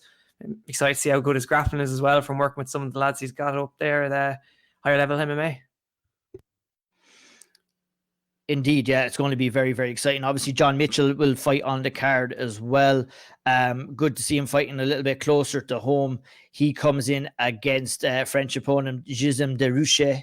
I probably butchered that, but it's great to see Juka John coming in here, Andy, on a 2-fight win streak, obviously after picking up the first loss of his career at UAE Warriors. Has fought kind of on the regional scene over in the UAE, I guess, and picked up India and India as well. Yeah. It's, but yeah, no, he looked. I was impressed with him in his last performance as well against Shurikan Shekhar. But the level of opponent is going to increase now in PFL. A good stylistic matchup here against the Frenchman. Are you excited to see John Mitchell in action here again? And do you expect him to go out there and get the win? Yeah, definitely. Like John, I remember first seeing him in person in Cork in that fight with Eric Nolan, which was a barn burner, Cage Warriors 110. And from then I've kind of been following closely along, and he had success in Cage Warriors. He's looked really good. And then he lost that one fight he got subbed in. And since then it's kind of been like, I don't really know what's going on. Like he's been fighting in India and he's looked great, but I don't really know what the fights mean. I just don't know if they're a litmus test, if they're not a litmus test. But now here we go. Like again, we get to find out. Look, I know John's been, by the looks of it, online and stuff, training like a madman and has been leveling up. So he's got a great opportunity here on a big platform to go out and showcase. And like what's going through the back of my head the entire time is we've got John Mitchell and we've got Dylan Tuke in the same division in PFL Europe and potentially on a collision course. So what I want to see is both of them succeeding, and hopefully we get an Irish on Irish final at the end. So that's my dream scenario. I think it'd be brilliant, and I'm sure it'd be a great fight going in here in this matchup. I know that his opponent has a good bit of striking experience, so I wouldn't be surprised to see John go in here and use his wrestling, and look to take the fight down and get a finish maybe on the ground. So look, we'll see how it plays out, but I'm looking forward to seeing him back. Yeah, absolutely. It's good to see, like I said, the Irish, and I think Dylan spoke about that as well. It'd be an ideal kind of circumstance if both lads, they're put on opposite sides of the bracket. So if they both get through this fight, next fight, we could have a bit of Irish and Irish. See that 100,000 coming back to Ireland one way or another. So it'd be fantastic to see. And obviously, last but not least, Frans Mlambo, who we're going to talk to, we'll head over there in a few minutes just to hear what he has to say. He has a new opponent, very unfortunate circumstances, Caoilte. Maybe we'll just have a little bit of a chat about his fight before we head over and hear from Frans himself. You know, obviously Dominic Wooding is out. Rashid Haas steps in. People... You know, I didn't necessarily think it was a negative thing. I'm just happy to see Frans got matched up, and fair play to the PFL for coming back around and getting an opponent for him straight away. Proper order there, but very, very excited to see Frans fight. Honestly, the news only broke yesterday of the day of recording, so we haven't had a chance to look at Rashad Haas. We've seen him in there, though, against Jordan Vucenic before. And decent opponent, has picked up a couple of nice wins on a Mexican promotion in his last couple of fights on a 4-fight win streak coming in here. And it'll be a good test for Frans, and Frans will be a good test for Rashid as well, Caoilte. Yeah, I'm just so happy that they managed to get a replacement, because it's been a while since we've seen Frans, and obviously there was a lot of excitement about the rematch with Dominic Wooding, but now he gets this other fight straight away, and fair play to PFL for pulling someone in, because it's tough, especially at these tournament formats. If someone pulls out last minute, you could leave everything up in the air. And so, I'm just happy to see him get a fight again and see what version of Frans is in there, because we all know how good he is and how good he looks in there and striking. So, I'm buzzing to see him back in there and see what he can do. And potentially another Irish fighter could take back 100K. So, buzzing for it. This is Ireland's return to Germany, like Ray Houghton in Stuttgart in '88. The Irish are going to Germany. The Irish are going to Germany to something history there. Yeah, I love it. I think with Frans, Andy, I would expect to see in this fight a kind of a y'all must have forgot performance, because through circumstances outside of his control, he's kind of one of the most under the radar fighters in Irish mixed martial arts now. Like, tremendously skilled, phenomenal striker, slick jiu-jitsu, slick grappling. And I'm just so happy for him. I spoke with him before. We speak with him here. Hasn't been through the nicest of times in the last couple of years. This will be the first time we've seen him since December 2021. And, I'm glad that he's in kind of a format where we're going to see him multiple times this year. Obviously, if he gets the win, he'll be in the semi-final, but we're going to see him competing consistently with PFL one way or another for the next little while. And I think that's the position exactly he wants to be in. I'm sure you're just as excited to see him do that as well. Yeah, 100%. Like, anytime I think of Frans, I don't know why it is, but I always think of the Ricky Bandejas fight, but not for the reason you might think, where that's his last loss. I was blown away, and I say it every time I talk about this fight, I was blown away by that performance by Frans Mlambo. Like, he lost, he got knocked out, but up until that, I thought he was absolutely schooling Bandejas, and that to me was like looking at that fighter, that type of performance, like that was a world-class performance I thought that he was putting on that day up until getting caught. And it just feels like we've been hearing and talking about Frans Mlambo for years now. Like, it's kind of crazy. Like, he's got 18 pro fights, but he'll come in and he'll go on these runs. He'll win, like, as an amateur, he winning the IMMAFs, and then you might not hear about him for a little bit, and then he'll have a few more fights and he'll do well, and then all of a sudden it's like kind of he's out of the public consciousness for a while, and it feels like he should be one of the lads at the forefront of Irish mixed martial arts and in these big spots. And it does feel to me like he hasn't got his, like, through no one's real fault. Maybe with the Combate stuff, like should have had him more active and things like that. And I don't know, like it's a weird one where he should be in these big spots with big opportunities and the opportunity to put on big performances, and I think he will. I think he'll rise to the occasion here, and look, we'll find out. But I'm the same as yourself. I'm hopeful that we'll see him succeed here, because he's one of the guys that I feel has been around for so long that he deserves a bit of success here and make a bit of money and not have to be landscaping and stuff. And for all the years of hard work put in and the skills that he has. 100%. Let's go over. I'll send it over to myself to hear from the man himself. Frans Mlambo joined us to talk about his upcoming fight on PFL this coming Saturday. Let's head on over there. Now, we're here with Frans Mlambo ahead of his fight, not against Dominic Wooding, unfortunately, against Rashid Haas, a new opponent for July 8th on the PFL European Series. Frans, man, every time we're talking to you, it never seems to be a dull moment in your life, my friend. A change of opponent. When did you find out the news about the change of opponent? Just yesterday, man. Just yesterday, literally. But like everybody is seeing this as a negative thing, but it's the best. Literally, this is my reaction when I read the text that told me that I wasn't fighting Dominic Wooden. I was like, yes. Do you know what I mean? Fighting some random guy, because like the thing is, I genuinely didn't want to fight Dominic Wooden. Like it's a guy that I already beat, and since I fought him, I've followed this guy and stuff like that. You know what I mean? Obviously, I kind of assumed eventually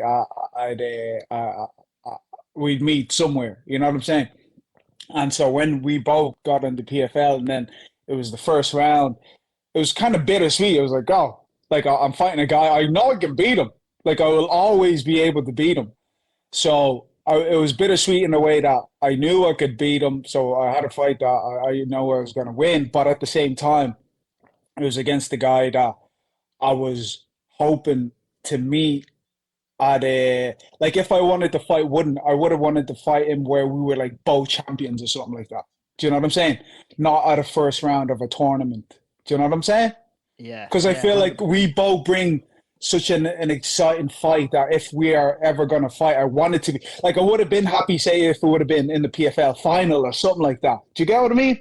Yeah, two high caliber fighters going at it, like. Exactly, yeah. So when I found out I wasn't fighting him on the first round of this tournament, I was happy. But in general, if I am ever going to fight him, I want to fight him as like, as a big fight. I want it to be a big deal.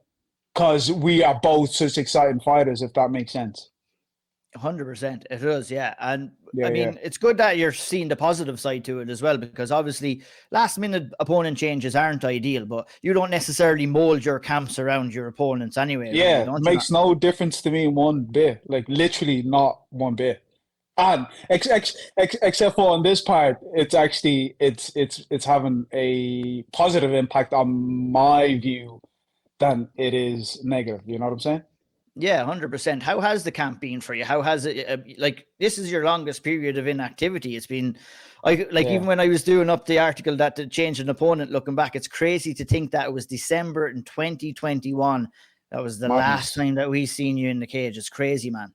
It's just madness. Like, and the thing is, it's even worse when you look at it, the fact that, like, I keep going on of, like, anytime I've started it, if you guys even remember when I was starting off with Combat Global, the thing that excited me so much with them was the promise of activity. Because obviously, what's your man that was with them before I was, and he was like getting like 4 fights in like 1 year. He got from Cork. Palahan. Yeah, Palahan. Yeah, Palahan. Yeah. Like, they were feeding him fights before I got in. So I was like, oh, this is perfect. They're going to give me activity. And that's just not what happened. And so with this thing here, like with the PFL, it's exactly what I'm getting, man. And I'm looking forward to be able to showcase what I've been telling people I can do when I'm active. Do you get what I'm saying? Yeah. So, I'm looking forward to it, man. Can I ask you a question about Combat Global? Because I have an opinion that obviously they're a very Latino-based promotion, and I feel they want to build up their local talent. I feel that maybe things went pear-shaped for you because you were beating all their guys, and you were supposed to be fighting up with that guy David Martinez, who was a big star for them, and there was a damn good chance, in my opinion, that you would have beat him too.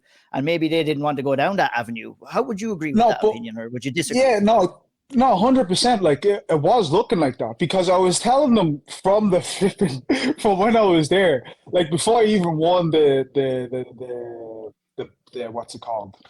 The tournament. Copa Yeah, I was gonna say the big cup, yeah. And before I won the cup, I come back to anyways. You know, they had told me like that's the champion. I was like, okay, grand. And then after I won it, he got in the cage and like, this is the guy you're fighting. I'm like, fine, okay, just flip and give me the title now instead of wasting everybody's time, right? And then so when it came around to me fighting the guy, obviously first thing happened, I got injured in training. Shit happens. Like, you know, my guy just got injured now. It happens, you know? And then fair enough, we moved it on.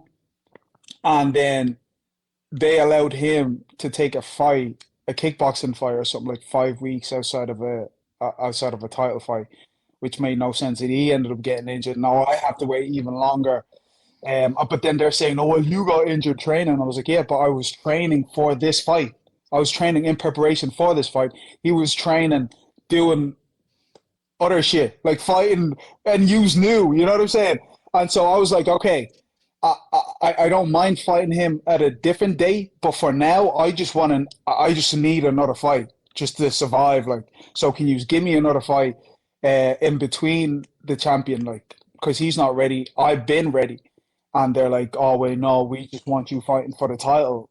Do you know what I mean? They didn't want me doing anything else but the title. And they wouldn't give me anything else. And I just couldn't wait for the champion. And then getting the champion as well would have been way worse for my career than, you know what I'm saying? Because I would have had to stay there, and I'm already at a stage where, yeah, so it was just all working out to be real messy, man. And so, yeah, it just wasn't a fit for me at the time, like, you know. But it was fun while it lasted, I suppose. Frans, you gave a great interview with Ian there not too long ago, where you kind of laid out all the shit that was going on in your life, and you know, obviously you're struggling. You mentioned there you needed a fight. I imagine that's financially, you know, you need to survive. You talked with Ian about, you know, doing the landscape and then kind of going through a breakup and all. But like, where are you at right now? Are you still landscaping? Like, when you haven't fought since 2020? Yeah, well, what's the crack there?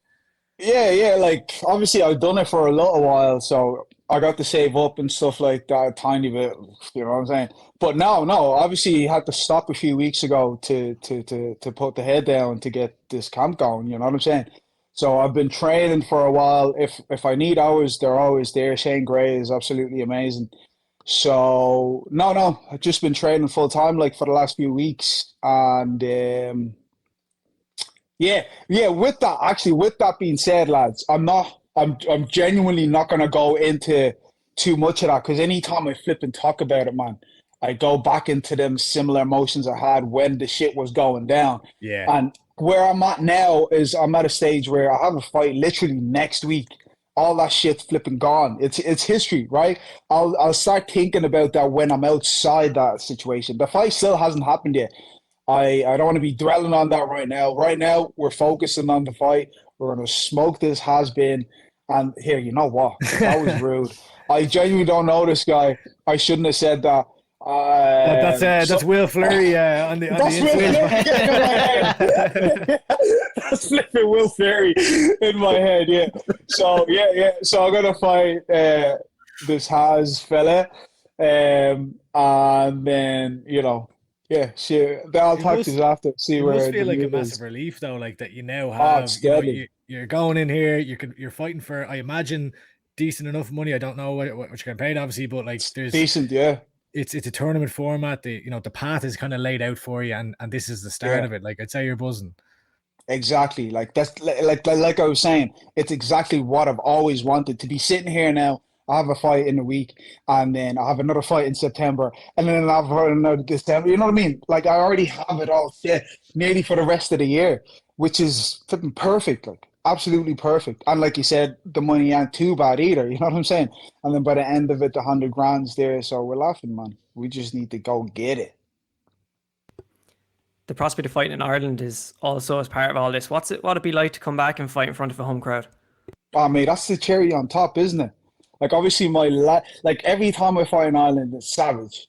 And obviously my very last outing in Ireland wasn't the best. Like, so I need to leave a good lasting impression. You know what I'm saying? The last time I was in the Tree Arena, I went south for your man Frank.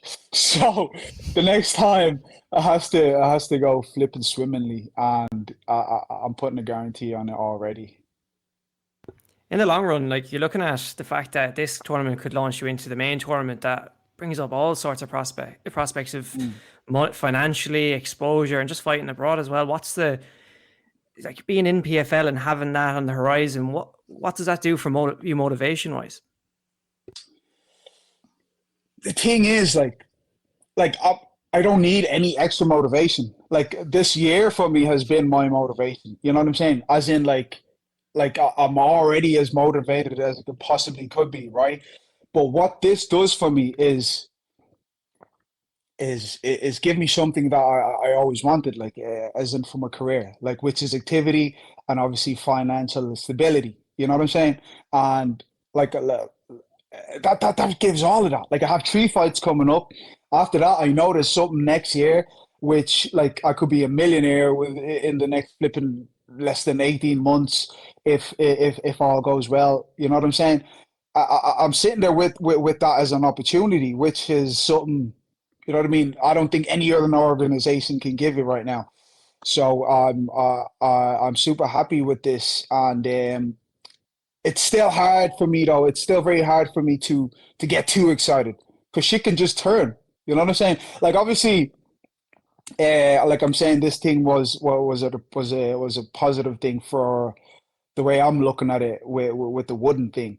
But at the same time, in a general sense, that's not ideal to have a change of opponents. Do you know what I mean? A week out. Do you know? It just so happens to be an all right thing for me. So my point is, shit happens. You know what I mean? I'm tired of getting too excited for shit that just doesn't happen. Like I said, after this year I've had. So I'm only getting excited step by step. Right now, all my excitement is for getting to Berlin. Once I get to Berlin, we're going to weigh in. And once I weigh in, I'm taking everything step by step right now. But at the same time, in the back of my head, I'm fully aware of the opportunity that's ahead of me, which is fantastic. Do you know what I'm saying? I don't know if I made that too confusing, No, but I hope he's getting it. Sure.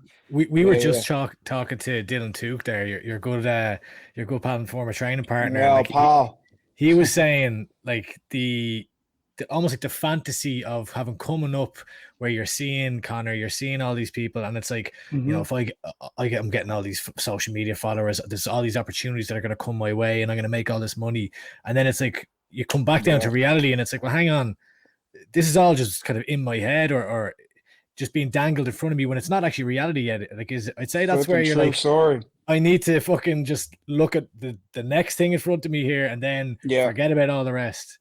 This is it, man. And you know what? That's like, as you were speaking, I actually remember that's kind of was like our thinking. I just don't want to say my thinking. Our thinking as we're coming up with all that madness. Like, you know what I mean? Like in 2015, I was in the flipping Mac Mansion training with Conor. Not even that. A few years later, flipping, in the camp against Mayweather, going around seeing all this flipping mad shit. Yeah.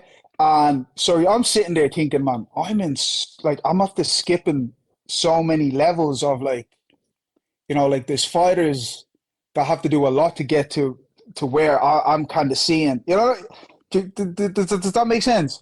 It's like I'm at the skipping so much to get to such a high level of seeing the highest of the game. Do you know what I'm saying? Before I'm even pro. So I should be just grand. I was thinking, mate, I just need to train, keep doing what I'm doing, and it should all be fine. You know what I mean? The people I'm surrounded with, shit just will happen, and it just didn't.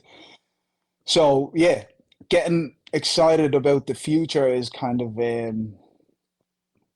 kind of after happening for you. Setting myself up for hurt, basically. Yeah. Sorry, go on. I lost my train of thought there for a second. It's all good. It's all good. Like, it's kind of like it's after happening for you in reverse some way. Whereas that, exactly, you talk about the good times, and then you had to go through the struggle in recent years. And but now it's all about the next stage. Now, like, are you looking at this for maybe a lack of a better term, as the final chapter of your career, the one where you can like relate your Yes. story and what you want to achieve. Yeah. Yeah. Final chapter, I'm not sure, but definitely new chapter. But yeah, 100% closer to final than that else. Yeah, man. Obviously, we spoke about the last time you got the offer for the Ultimate Fighter and PFL on the same day. A tough decision that you had to make. We're right in the midst of the tough season right now. Have you been watching the Ultimate Fighter? Have you been seeing your teammates Lee and Brad there? And what's your thoughts on all that so far? I haven't got a chance to flip and sit down and look at it all yet. No, to be honest, because training all day and shit like that, getting to bed late, not really watching much shit. But no, I'm obviously after hearing about the league, which kind of devastated me. I just was shocked to see Lee getting submitted even, you know what I mean? Like, other than that, like, not really following the show too much. Whether I know definitely should be, because Lee's like one of my best mates, like, so I should really be watching it. But yeah, no, I'm just disappointed with the outcome of that, really. Like, and if I was going to be watching it, he'd be what I've been watching it for, and so now I kind of know what the story is. But no, we'll check it out eventually. But yeah, we'll leave that out for now. Yeah. Oh yeah, 100%. Look, you're focusing on yourself right now. And have you had a chance to look at your new opponent? I know you only found out yesterday as we're recording this. Rashid has. What do you think of him as a new opponent? Doesn't matter. That says it all. That says it all. It is what it is. It's just another guy that's coming in there to get a whooping. That's all it is. Love it. And obviously, look, you're not really scouting that tournament bracket at all. You're just taking it one fight at a time. Obviously, you're thinking you're going one in fight there. at a time, man. You're in it to win it. This is it. Like, this is my last go. Like, I'm looking at it as in like I'm going in there. There is flipping. You're not gonna beat me. Like, there is no way. Just watch. I don't know how I'm able to pull what I'm trying to say in words. You know what I'm saying? But I'm going in there, lads. And there's flipping no beating me. That's just, I don't know how to put that. Like, it sounds ridiculous, but you'll see for yourself. How different of a fighter are you now in comparison? Because we haven't seen you in quite some time. So obviously you've been doing some work in the background. Yeah, that's the same with me, man. That's the same. I don't know what kind of fighter I am right now. Do you know what I mean? I haven't been in there either. All I've been doing is training. But I'm saying, shit's going to be different. I'm looking forward to seeing it as well. I don't even know. You know what I'm saying? So I'm just as excited to see me going in there as everybody else is, man. I can't tell you the ins and outs of what I'm going to do, but I'm just saying it's going to be different. You know what I mean? Have you been training flat out since? Obviously, like, it's been so long now since you fought, but have you been training flat out? Or basically, yeah, because like all the way up to like flipping May, from December like to May, I was in a proper camp, just waiting on shit to go down. You know what I'm saying? And then kept coming on and off of training because you know, hoping something would come up and shit like that, and then had to come off, get off work, come back training because I was hoping something. So I've been in and out of training like this whole time, but for the last good like 3 months or whatever, since we found out that since this whole train has been going with the PFL and everything, I've been flat out training. Like, and if you look at that, like, as I'm saying all this mad shit about watch and see what happens, I'm looking at it as in, look at this way, right? The last time I fought Wooden after like a 3-4 week camp, right? And what happened. This time, I was already flipping, like I had moved into the gym and I was staying there for flipping ages. Like, I've been training for so long now. Do you know what I mean? If I could do what I was doing with so little training before, and I'm out there already doing like triple the amount of training I was already been doing that whole time, what's gonna come now is the way I'm looking at it. Do you know what I'm saying? Are you living in the gym right now in SBG? Well, I'm not right now, but yeah. You were for the camp most of the camp. I was You staying there for the camp. Yeah, for sure. You just engrossed yourself in training. Then is that? Yeah, man. Something like, because you know what I always felt like when I was at home and all that, you know, because I like fighting. I don't really like training. So I wouldn't be there as much, like, but living you don't really have a choice. Like, you're there, you're kind of in there. And as well, you know, when I'd be on like camps and stuff like that abroad, that's when I felt like I trained my best. You know what I'm saying? When I was kind of just outside of my comfort zone. So, and that's what I've been doing now for a long time, being outside my comfort zone. So it's going to be mad, man. When I get in there, it's going to be just crazy. I'd say living in the gym is tough. Like, I've seen those dorms, and like it's a lot of people on top of each other. There's people coming and going at all times. I'd say mentally it almost kind of builds some fortitude there, no?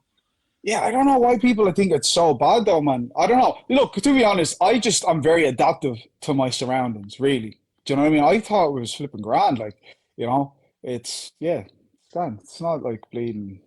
People describe it as being Auschwitz or something, and it's grand. So I mean, all you need to do is just kind of like clean up after yourself, and everything is cool, man. You know, you're hanging around with fighters. It's all good. It's all good. It's about like when you're in there and in that scenario, it's like fighting 24/7. Like when you're there, you're obviously breaking down how training sessions go, maybe breaking down techniques with the other fighters in there. It's like yeah. That's a huge positive impact probably on your performance. Have you seen kind of your level jump by putting yourself into that scenario? Oh, definitely. No. That's what I'm saying. Definitely. Like my skills have definitely improved in this time of training. Like I've trained for so long, and I've trained like with so much detail and stuff like that, man.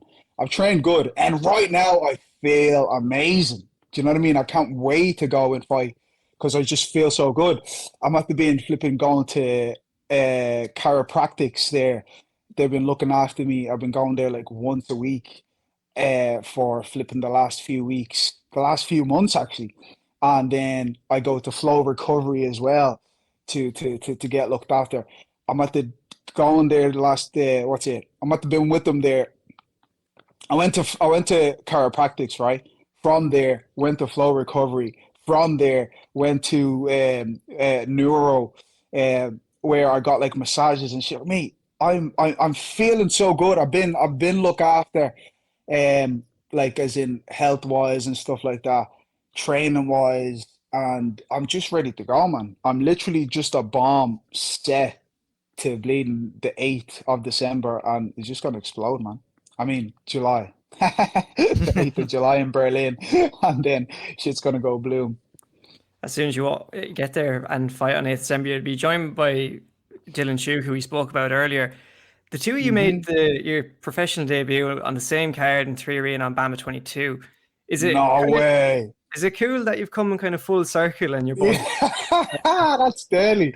I didn't even actually clock that, but that's amazing. But sorry, go on. What was your question? Is it nice to see you both came full circle and like you're both competing with each other again and making your PFL debuts together? Yeah, no, it's gotta be awesome, like seeing him again, because I haven't seen him in ages. The last time I've seen him, I think we were in like Jordan or something a few years back. Like, so yeah, that's gas the way did we? Our first our pros were our debuts were on the same day. Yeah, that's class. But no, I wasn't conscious of that. But yeah, it's exciting, man. I can't wait to see Dylan Tuke, and I feel like he's gonna feed this kind of energy I have. You know what I mean? He's So never I shy can't of wait. bringing the energy. It's going to be good. And actually, don't forget as well, boys, John Boy is going to be there as well. Like, he's part of the crew, you know what I mean? I was talking to him there when I went to Abu Dhabi. Kenny was fighting Dubai, I think it was. One of the two. UAE Dubai, Warriors, Abu Dhabi. yeah. Yeah, one Kenny was fighting on there, and John Boy was there. Got talking to him. He's flipping class. So, sorry, boys. So yeah, can't wait to see him as well, and yeah, we'll make a little triple triangle thing going on. The Auld Triangle. Yeah, I nearly missed it, and then I caught it, but then you caught it. I like it. Yeah. Frans, you Nice. mentioned Kenny there. One of the most amazing moments I thought last year, or was last year? It might have been earlier this year actually. Was after Kenny's win in the cage, the two of you were kind of kneeling down, embracing each other. And it was just a beautiful moment. And I spoke to him afterwards, and he was kind of getting emotional, speaking about yourself. But like, to have him now, the two of you are in the pro ranks together. What's that like for you? And then as a follow on, what are we doing to get Kenny more active? Because Bellator need to start giving him a few more fights, I feel. That's just flipping story with Bellator, isn't it? Like they just do that. Like there's, but anyways, Kenny, right? We'll concentrate on Kenny and not Bellator. They're never messing around, right? He's doing deadly, yeah. Flipping, it's madness, like, cause, like my memory works really weirdly, yeah. And so I remember him really good, kind of as a kid, and then I didn't see him for a long while because I moved out of my mom's place when I was 19, right? And so I didn't see him for a good while, and then he was just huge, and then he was doing MMA and stuff, and he just kept getting bigger. And then obviously, fast forward, he's in there fighting, and he's just flipping smoking people, and it's just effortless for him. Do you know what I mean? And then I see him training, and he's just flipping deadly. Do you know what I mean? It's just crazy because I'm thinking, this is that same little flipping kid. Do you know what I mean? And what's it happening to him? And he's doing really good, man. So for me, it's just mad, like looking at it all go down, and it's just, you know, it's complicated, but at the same time, I'm very, very proud of him. Like, you know what I mean? Frans, ever since you've been an amateur, one thing I've noticed is you seem primed for tournaments. You had, as an amateur, the tournament win there, then you go in as a professional, you have a different type of style tournament in Copa Combache, win that. Mm-hmm. Now you're nearly on for a hat-trick, and maybe a different type of style tournament again. But what is it with you in these tournaments? It just seems to kind of drift towards you almost. You're dead right. You're dead right. And I don't know flipping why. I'll just keep taking them on and flipping winning them. Do you enjoy that type of style more? I not necessarily, but it just keeps, like, I just keep, like you said, I just keep falling like in them brackets. But because I actually, you know what, the only tournament I didn't win that I was part of was I done some kickboxing tournament in China, and ended up losing on the first round because I like broke my foot off your man's bleeding knee or something like that. But any other tournament I've won that I've been part of, I think, as far as I remember. As far as I remember. Probably not going all the way back to boxing, but so far, the ones that matter in MMA, though. The ones that matter in MMA, I've won them all. And so this hopefully falls in the, what am I saying? Hopefully, this will fall in that there, bracket of competitions won by your man Frank Mlambo. Europe. A triangle of tournament wins is what we were going to do. Yes, sir. Yes, sir. Up. Frans, yeah, that's going to be the poster when I win. You boys better make that poster. No problem. We'll do it. Nice. We can get a bit of clout off your name. No problem whatsoever. There you go. There you go. That's free there. Yeah. Frans, we're delighted to see you getting back in there. Glad that you got matched up quickly. Next Saturday night, July 8th, man. It's been a long time coming. We're really looking forward to seeing you getting in there, doing the business, and we'll be talking to you down the line a couple of more times, and hopefully it's a bunch of wins this year. Good tournament win, rounding it off in Dublin. We wish you the best. Sir. We thank you for coming on and taking the time today, and all the best, my man. No, thank you guys. And as well, sorry for like my sitting position and all. My phone was kind of out of like power. I had to be close to the charger and all. So this is probably not the best. Yeah, you're all good. You look beautiful. You're good. The Wi-Fi is actually good today, Frans. The last couple of times it's been. That's what I'm saying. Yeah. At least we had a clear connection today. We can deal with the camera moving around. We had a clear connection. Yes. It was all good. Thanks for taking the time. Nice. We'll see you next Saturday night, July 8th. Frans Mlambo versus Rashid Haas, PFL Europe. Tune in on the zone. Check that out. All the best, Frans Mlambo. All right, moving on to the next topic. There was a bunch of fights announced for the Bellator Dublin card over the past week or so. I think who was announced? Pedro Carvalho, Aaron Pico, that had been announced. We kind of spoke about that already, but we've seen the announcement of Kenny Mokhonoana, who's coming in to take on Josh O'Connor. We have Peter Queally, who's taken on Daniele Micheli, who's coming back. Charlie Ward coming back to take on Gregory Babane. And who else was announced? Ciaran Clarke was announced for his bantamweight debut, something that caught us all by a little bit of surprise.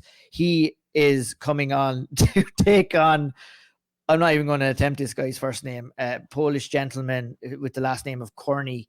I'm going to have to hit up Sean Denny for that. I'm not even going to pronounce Prism Slaw Corney as well. I'll try, and Sean Denny will probably Prism Slaw Corney. Oh god. Sorry about that. Sean Denny is smashing his head against his phone right now. Yeah. But look, let's talk about Ciaran Clarke first and move down to 135 pounds. What's your thoughts, Andy? Yeah, I was shocked. I wasn't expecting this. I saw the matchup. I was kind of lamenting on social media that he should be in a bigger spot against a bigger opponent and all this type of stuff. And then someone was like, "Yeah, it's probably because he's gone down to bantamweight." And I was like, "Oh, all right, missed that." But yeah, I don't know. I'd be interested to hear from Ciaran as to why, because I thought that he's looked great. Obviously, you know, Ciaran Clarke fights typically there's some adversity, but his last fight was dominant. There wasn't a whole lot of adversity he had to come through. I thought he looked great, and I thought we'd see him kind of pushed up. But look, maybe he feels like he'll be better suited to bantamweight. I don't know. I don't have the answers to that, but yeah, I'm interested to see it. He's not the biggest featherweight, I suppose.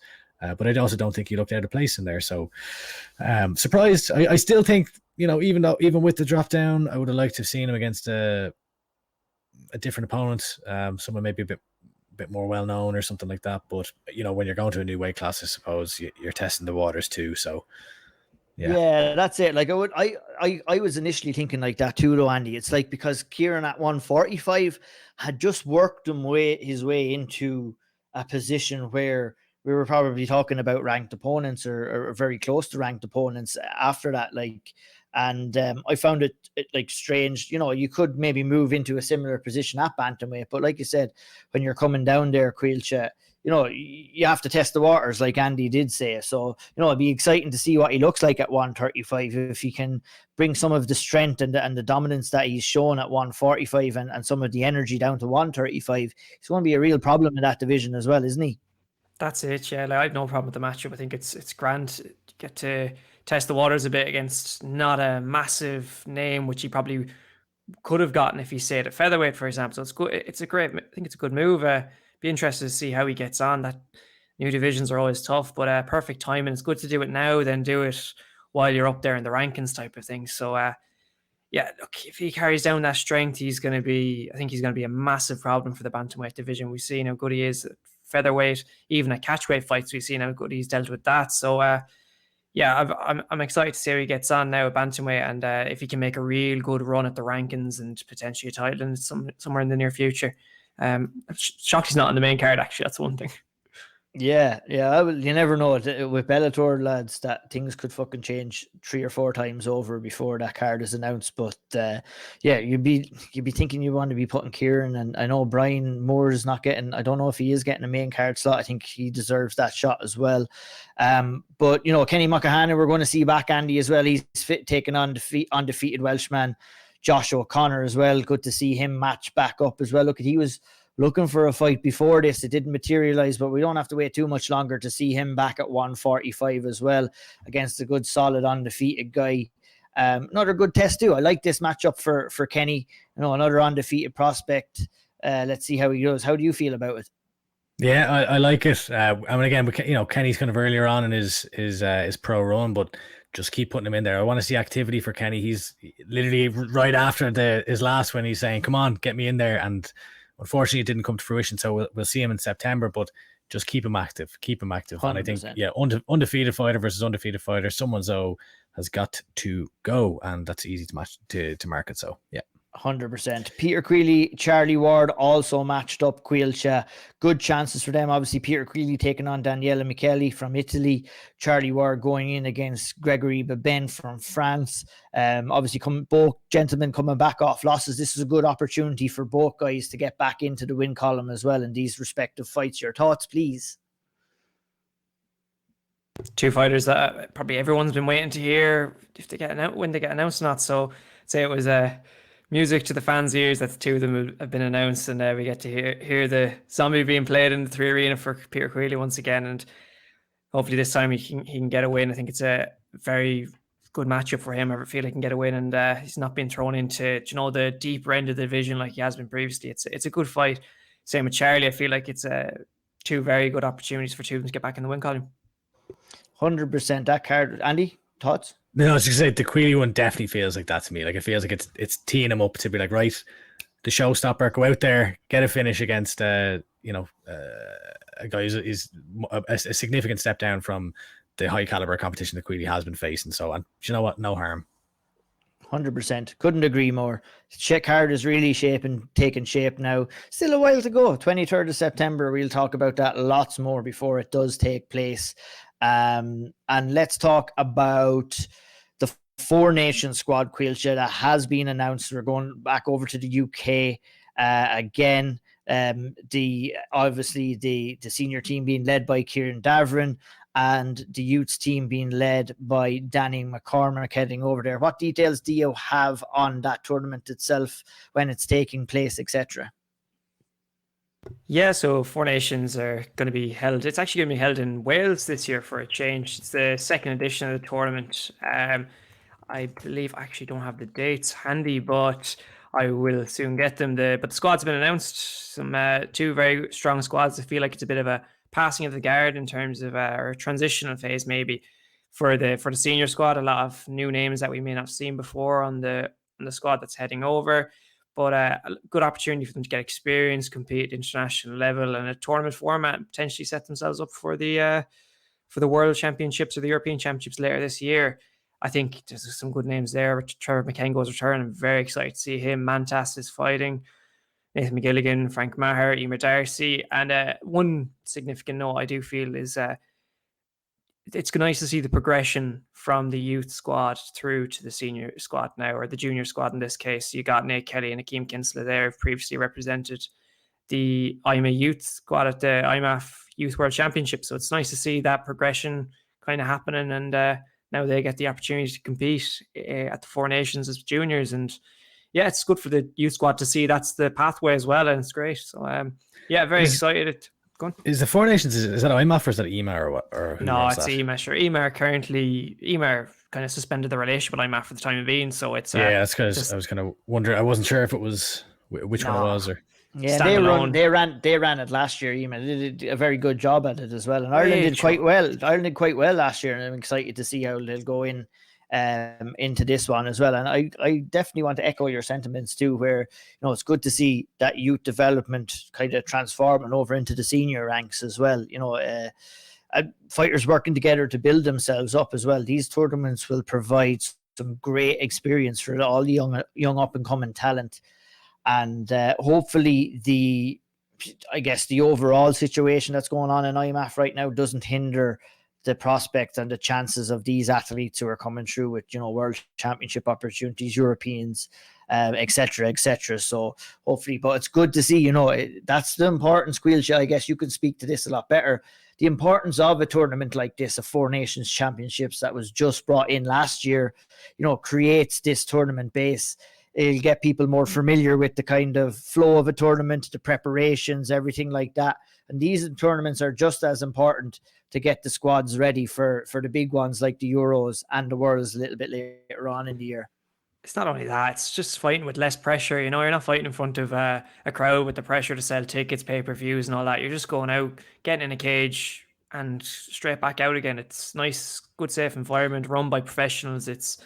I love to see it. Actually, it might be Five Nations next year from what I'm hearing. So that'd be very exciting. Yeah, they're adding another one apparently. But this one looks like it's a kind of like a less experienced team as well going out. So it's probably when you're talking about development and if you maybe haven't competed at a Worlds or Europeans or something, then here's your opportunity to kind of dip your toe in the water and hopefully kick on from there. And hopefully IMA can actually host the Four Nations some year. I think I'd absolutely love to see that. So that's my fingers crossed for that some year, and maybe next year, the year after. Yeah, it'd be pretty cool to see that as well, coming over. So yeah, that's good news. Let's go through some quick bits here as well. Obviously, we'll talk about Andreas Binder, his title fight next. Gary Rooney is going pro. Because we'll just transition from amateur to pro here. Gary Rooney has made the decision he's going to jump into the pro ranks. I think a very good decision. I'm excited to see how Gary gets on. Obviously, he was over there cornering, getting some experience with Carl over in Chicago for his big win at Bellator a couple of weekends back. Very exciting to see Gary taking the jump over there, Andy, to professional ranks. Hey. Yeah, definitely. Gary's looked a terror as an amateur. His grappling is fantastic. His jiu-jitsu is great, and he's been spending a lot of time on his boxing lately, I see as well. So, look, he's got a heap of fights. How many fights actually? Now I don't have it in front of me. I should have done my research beforehand, but I remember him telling me he was going to beat Alexander O'Sullivan's record for the most amateurs. So maybe he's decided to not give up, but to relinquish that attempt and say, no, I'm going pro. Now is the time. And congratulations also, I believe, are in order to Gary Rooney, who I believe I saw posted on social media is going to become a father. So an exciting time for young Gary Rooney, guy I have a lot of time for. And yeah, I'm looking forward to seeing him whenever he makes his pro debut on Virtus MMA. Maybe I'll even make the trip up. Excellent. Yeah, I didn't actually realize he was matched up for Virtus as well. Who is he fighting there, Caoilte? Do we know? Is there an opponent announced yet? They're looking for an opponent, so I don't think they have anything yet. But I'm not sure if there'll be many people putting their hands up to fight one of the best flyweight amateurs in Europe, if not the world, at this case. So yeah, look, hopefully he gets a match. I'm really excited for it. 100%. Look, really excited for Andreas Binder this weekend as well. Coming up a huge title fight for him against Aidan Lee at Levels Fight League 9 over in Holland. Andy, you were over there. You were chatting to him. I'm sure the interview will be up on SevereMMA.com on the YouTube channel. Go over there and check it out. Yeah, you were over there at SBG Charlestown to watch a couple of his final preparations and speak to Andreas as well. Obviously, I've not had the chance to listen to the interview yet. It's not out yet as the time we're recording here, but maybe just share some insight on that visit and maybe just give some of your insight on the fight itself against Aidan Lee. Yeah, I mean, I think the biggest takeaway for me in where Andreas is at the moment in his career is he's looking for that next big shot. Like he wants to be fighting on one of the big shows, whether that's the UFC or Bellator or PFL or whatever. But like he's kind of been putting himself into the fire for the last number of fights here. Like we've seen him go out and face a guy who fought in the UFC and Rostam Akman. He put him away. We've seen him come through some adversity where he's lost a fight, and then to rebound against a guy like Chris Stringer, who 27 fights I think he had going into that one. He's doing the right things. Like he's getting himself out there. He's fighting abroad. He's taking on tough challenges. He's taking on experienced guys. And now, as he goes into Aidan Lee's fought Aaron Pico. Aidan Lee's fought for a Cage Warriors title. He's trains in Team Renegade alongside the Edwards brothers. Like he's no joke. He's fair enough. He's 11-7. He's taken some licks as well, but he's a really tough opponent here, I think. And I think that Andreas will need to bring his A game going into a fight like this. But if he can get it done, that's a title. Your Levels Fight League aren't the biggest promotion in the world, but it's still you can call yourself a European champion or whatever you want to call yourself. Really, he's also dropping down to 155, so I feel like he looked in phenomenal shape when I saw him, and the vibe I was getting was that he feels like he has the power at 170, but he's also he's not in peak condition. He's got abs, he's ripped, he's shredded to bits. Whereas he's fighting guys that probably have 3-4 inches in height on him at welterweight. So interested to see how he gets on here. And yeah, big fight. I think it's a big opportunity for him. And I do think a win like this can push you on, whether that's a shot on Bellator or PFL or maybe even making your case for going the Dana White's Contender Series route or something like that. You never know. 100%. Like you said, I think, it's a very good test at this stage of his career against a guy like Aidan Lee, who's, been in there with some pretty impressive fighters like Saul Rogers, Aaron Pico, Henry Corrales. He's had some tough challenges in his career, Caoilte, and he is a tricky customer at the best of times, is Aidan Lee. Anyone who competes for a Cage Warriors belt is going to be a tricky customer. But one thing I've just found out there, just noticed, he's a win over Ludovic Klein. That's a serious name to have on your record. So, yeah, to be taking on someone of that caliber coming from a gym that's in serious form at the moment, Team Renegade, is it's a huge scalp to be taken at this point in your career, especially with a belt on the line. So, yeah, a good kind of springboard to another opportunity if he does get the win here. So, yeah, I'm looking forward to seeing him fight again and are fighting LFL and what's next afterwards. And I think an LFL title is a fairly good title to have too. They put on good shows. They have some decent fighters in their ranks, and like Andy said with Andreeas, it was a decent win against Chris Stringer. Like not an easy out, and he got a good win there. He's been, obviously the defeat to Pastuche was disappointing, but down in a new division now, chance to kind of win a title, kick up a bit of steam. And, it's easier to call for those big shots when you've got a title over your shoulder or a title around your waist. And this Saturday, it's going to be a big chance for Andreas to see it. So I'm excited to see him getting in there. There's so much going on. We'll try and shine a light on as many as we can. And we had Andreas on here very early in his career, and we're more than happy to shine a light on him. And we're really excited to see him taking on Aidan Lee this weekend at Levels Fight League. And you can watch that on, if anyone's listening, you can watch that on Viaplay. So that's where. So I'm sure there's a link. I'm sure there'll be with MMA. It's always difficult to watch things, but yeah, hopefully there'll be a link anyway, and it should be on Viaplay or online. I'm sure you'll tweet it out. I'll tweet it out, and we'll get the links up on SevereMMA as well, how we can watch all these fights. There's fights going on in PFL. There's fights going on in Levels Fight League. There's fights going on here, there, and everywhere, which is brilliant for Irish mixed martial arts. But sometimes you want to have your head on a swivel to see where all of these lads are fighting and how to tune in. So yeah, thanks for that as well, Andy, for that update. A couple of last housekeeping things. James Gallagher has a new opponent. James Gonzalez is his new opponent. Obviously, his previous opponent is obviously going through some difficulties too. Chris Leoncioni, who has unfortunately suffered a cardiac arrest and is in recovery stages right now. So our thoughts and prayers go out to him.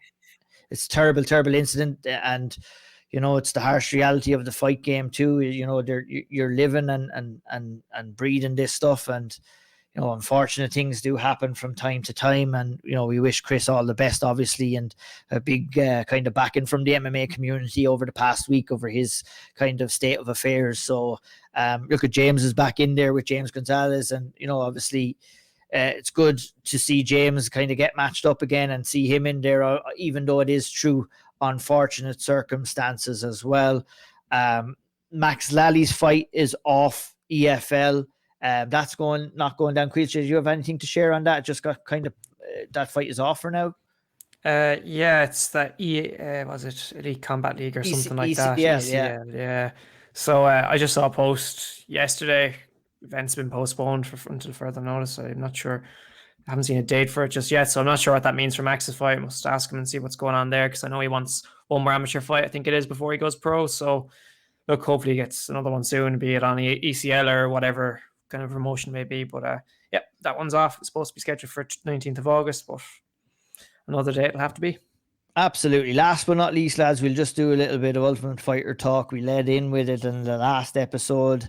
Obviously, a great result for oh my goodness, Brad Katona. Almost his name, his name almost escaped me there. Good performance, good win diva. for him. Yeah, Jesus. Look at fair play to him. He's fighting his case there. It must be a dog-eat-dog world in that tough household then. Yeah, fair play to him. But went out there, got the job done. And unfortunately, the cat was let out of the bag a little bit earlier than we wanted to for Lee Hammond. But as of the release of this podcast, we do know that he had an unfortunate loss against Kurt Hollaba in the first round.